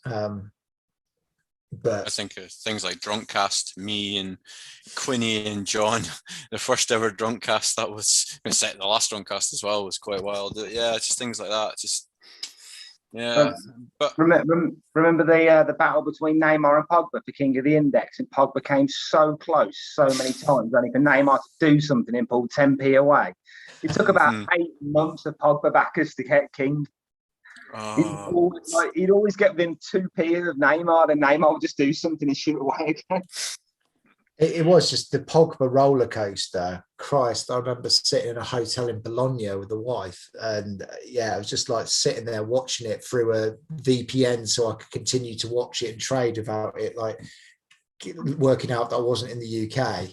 And like, you know, it'd be £6 one day, £5 the next, and it would be like you'd have two sides of it. It was like, this is the end of Pogba, he's never coming back, and then 2 days later he'd talk about his haircut or something and it'd be straight back up to the price and stuff. It was just a mental Pogba roller coaster that you're riding every single day. There was a constant arguments between like, well, he's going to go to Real Madrid. It's like, yeah, but you're going to win like MB for the next month if he does that. It's like, yeah, but when he goes, he tanks in value. So it's like, well, I'll hold up. He was just he was a really good chair to watch. There's a Facebook story, I tell you what. Paul Corey. There's a Facebook story, a Football Index story, Facebook as well. He's sitting in the chat, called out so many pumpers and dumpers, probably why I'm hated so much. Like the noble Paul Corey, who created a Facebook group to pump.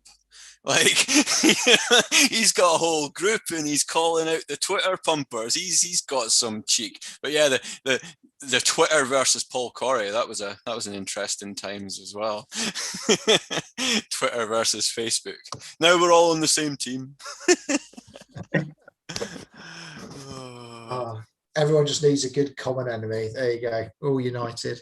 Well, it's funny. It's like you look at I'm looking at all these chats and the groups and stuff now, and I'm thinking, I'm watching the different people that are interacting and thinking back of the stories of conflict between them, and like all the different stuff that's going on. I suppose it's nice to see that, you know, when things do go wrong, people come together. But it is quite funny when you think back of all the like different factions and groups and politics and all the stuff that went on. It's like, I'm going to miss it.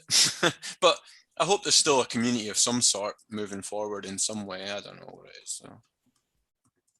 Yeah, I say hopefully. I mean, people who know me from forums, I always said, like, I didn't like the youth bubble. Never liked it. I was always dividends. That's, you know, because if it all goes tits, at least I still got the dividends coming in. Well, I didn't realise if it all goes tits, they cut the dividends and they haven't got them coming in. But I used to, what was it? The bloody hell, the United list, the Jim. Is it Jim? Oh, fucking hell, I can't remember it now. But basically, the best youth player. I said, look at them all now. Like, there's about one player on there that was somewhere. I said, just because they're being touted and they're hot shit now doesn't mean they're going to have a career. Most of them don't. But I never got beyond the youth bubble. And I was missing out on a lot of capital appreciation at the time. But I was like, well, I've got my dividends coming in, so I'm happy. But it was just... I was exactly the same as you. I couldn't buy into the youth bubble. I just couldn't do it. Yeah, but it was fun having those debates, though. But neither side was wrong. We had our dividends coming in. They had that capital appreciation. Yeah, you know, but we could have this debate right now. I know. It's crazy. The thing is, as funny as like, they think back when a random player would score a hat trick in a non-PB league and like go up 50% and stuff. Just like, it is crazy. It is crazy. And like, you people go, oh, that's not sustainable and stuff. I'm like, yeah, but if people are willing to buy and sell, then like, why is it not sustainable? You know, it's like that sort of volatility creates commissions. And yeah, I don't know. That's going back to the original conversation. Sorry, I've just remembered. I'm pretty sure it was the very, very first night of IPDs as well. I made a match spread for it. And I think on the very first night of IPDs was when Djokovic was Frankfurt and he went and banged in 5. Yeah, Djokovic, yeah. Yeah. So we're going to pay goals. Yeah, all right, I'll score 5. Yeah, I know. He definitely he chose his moment there, didn't he? Then to go on to be utter shit ever since. But yeah, wow, bloody hell! I had what's his name? Piontek. I was waiting for him to get IPO'd, waiting for him to get to IPO'd, and I got him at IPO quite a bit higher because you could never. Something was going on then, bots. I don't know what, but I got him in double what his IPO price was. Watched him go up and up and up. I watched him go past Lewandowski. And I was like, because he kept scoring every single game. He just keeps scoring. Then he just plummeted. And I was like, no, he'll come back. It's just a blip. It's just a blip. He just had like the most purple of purple patches a player's ever going to have. And then it's just been nothing since. Yeah. I tell you what, I thought we should probably share. When did you guys join the index? Were you there in 2017? No. Back in, I think I joined in like December 2017 or something. After the World Cup for me. You might have caught it, Miss, though. But were you there when the squad list was like you voted on the squad list? No. So Football Index, when it first kicked off, right, and they first got going with the PB stuff, you had it was only the top 100 players you could earn dividends on. And basically every single week they had promotion and relegation. And basically the relegation was the 2 players that were the cheapest on the index that week would be relegated and their shares were just wiped out and you lost your money. And they dropped back into the squad list. And the squad list was basically 2,000 players or something that everyone could upvote or downvote. To try and push them onto the top 100, and then they basically get IPO'd at 25p. and it would go up. You just sitting there hammering buy, trying to get the 25p price. Then it would go to like 40p in like 2.1 seconds. And then you'd have this guy, and it was crazy because you'd have people where you had shares in this guy, and he was at the bottom of the 100, and you were trying to buy shares in him to move him back up away from the relegation zone because you didn't want him to drop off the index. But yeah, you had like this crazy like voting pattern where you had voting blocks trying to get like Trent Alexander-Arnold onto the bloody top 100 list so that you could earn some dividends off him. But yeah, it did lead to some interesting skews. It was definitely a lot of Scousers on there that were trying to get a lot of Liverpool players up there. Because I remember watching like Joe Gomez fly onto the top 100. It was just, yeah, it was crazy times that was when it first started. And then before that they did that sort of mass IPO launch when they opened it up from like 100 people to like 1,400 odd players. It was that was when the mass expansion really got going. But so if you go back to was it ever sustainable? I mean, when they were only paying out dividends on 100 and they could wipe off 2 players every single week that were the lowest price players, that model, you've got to say it was absolutely sustainable for them. Go on, mate. No, even the old model, do you not think it was sustainable? Like, like I said earlier, no, I think it's it a good was. question. Some people are adamant that it's not. Like, oh, the old system was destined for failure, and was it? Like, I don't know. Like maybe I'm not clued up enough, but it seemed to be making them money, and we were having fun. I don't know. Like, maybe I'm missing something. For me, absolutely. If you've got instant sell, you control the spreads, you control the IPO prices, you control the rate at which the prices increase, whether that's 100 shares or 1 share or 1,000 shares, you control all of that. You could absolutely do it. I don't see how you couldn't do it, basically. So for me, I think under the old structure, you could definitely make it profitable. It would just be how much money you wanted to, how much profit you wanted to take, basically, how much you wanted to grow the platform and how much you wanted to take your own profit as to where you set those lines, and you'd be able to move them very rapidly based on events to cover your risks. Yeah, it's really interesting. I don't know. It's like you've got the biggest sport in the world with like, billions of people fascinated. That's why I talk about So Rare doing well, being global already and things. And it's like, I still think there was just so much growth. Like 140 million is nothing. It's peanuts in the grand scheme of things. It's like, there's so much growth potential for this, and it's been lost, unfortunately. That's the sad thing. But didn't you find it annoying? Like, because I backed away from the forum because I was really active on the forum. Then I backed away because I had some stuff going on in my personal life. So I backed away, and I came back, and the conversation on the index had changed from, I remember we used to have match day threads, talk about players, the reasons why they go up, the reasons why they go down, transfer rumors. It had changed to the mechanics of FI and what FI Towers were thinking about doing. The discussion wasn't about football anymore. It weren't about why that on-field performance would affect them. It was about what FI were doing. And it completely changed the conversation. I don't know if I'm making sense there, but no, you are. It's like it wasn't about football then. It was about how can I make money, and how is removing this doesn't do that. They need to up these IPDs. They need to reduce these dividends. They need to add a tiered system. It's like, I don't want to talk about that. I want to talk about football. I know. It's so true. That's the conversation I enjoyed. Yeah, it's so true. I think back when I started doing the podcast with John, and we were just like, I'd go on and we're talking footballers and just talking football, and I'd throw a frog's find into the pod, and all this sort of stuff, and like, so to go from that to like, that was like the end of 2019 to like basically through the whole of 2020. Anytime you're doing a pod with John or whatever, you're just blinking talking about all the problems, and you're just talking about everything that's broken, and second guessing what they're going to do, and it's just so unnecessary. You've got a user base that genuinely love the product, and you've just made us spend a whole year just second guessing everything that they're going to do. Guys, go and check my my handle or Frog's handle, because Perlo's just put up some of the hate mail he once got about being a quote pumper dumper. I'm not going to read it out because the level of expletives in it, but it will be there for you to go and see. It's pretty abusive, but right, I think I'm going to wrap it up for tonight, guys. So final thoughts, Belly, what would you want to say, mate, before we call it?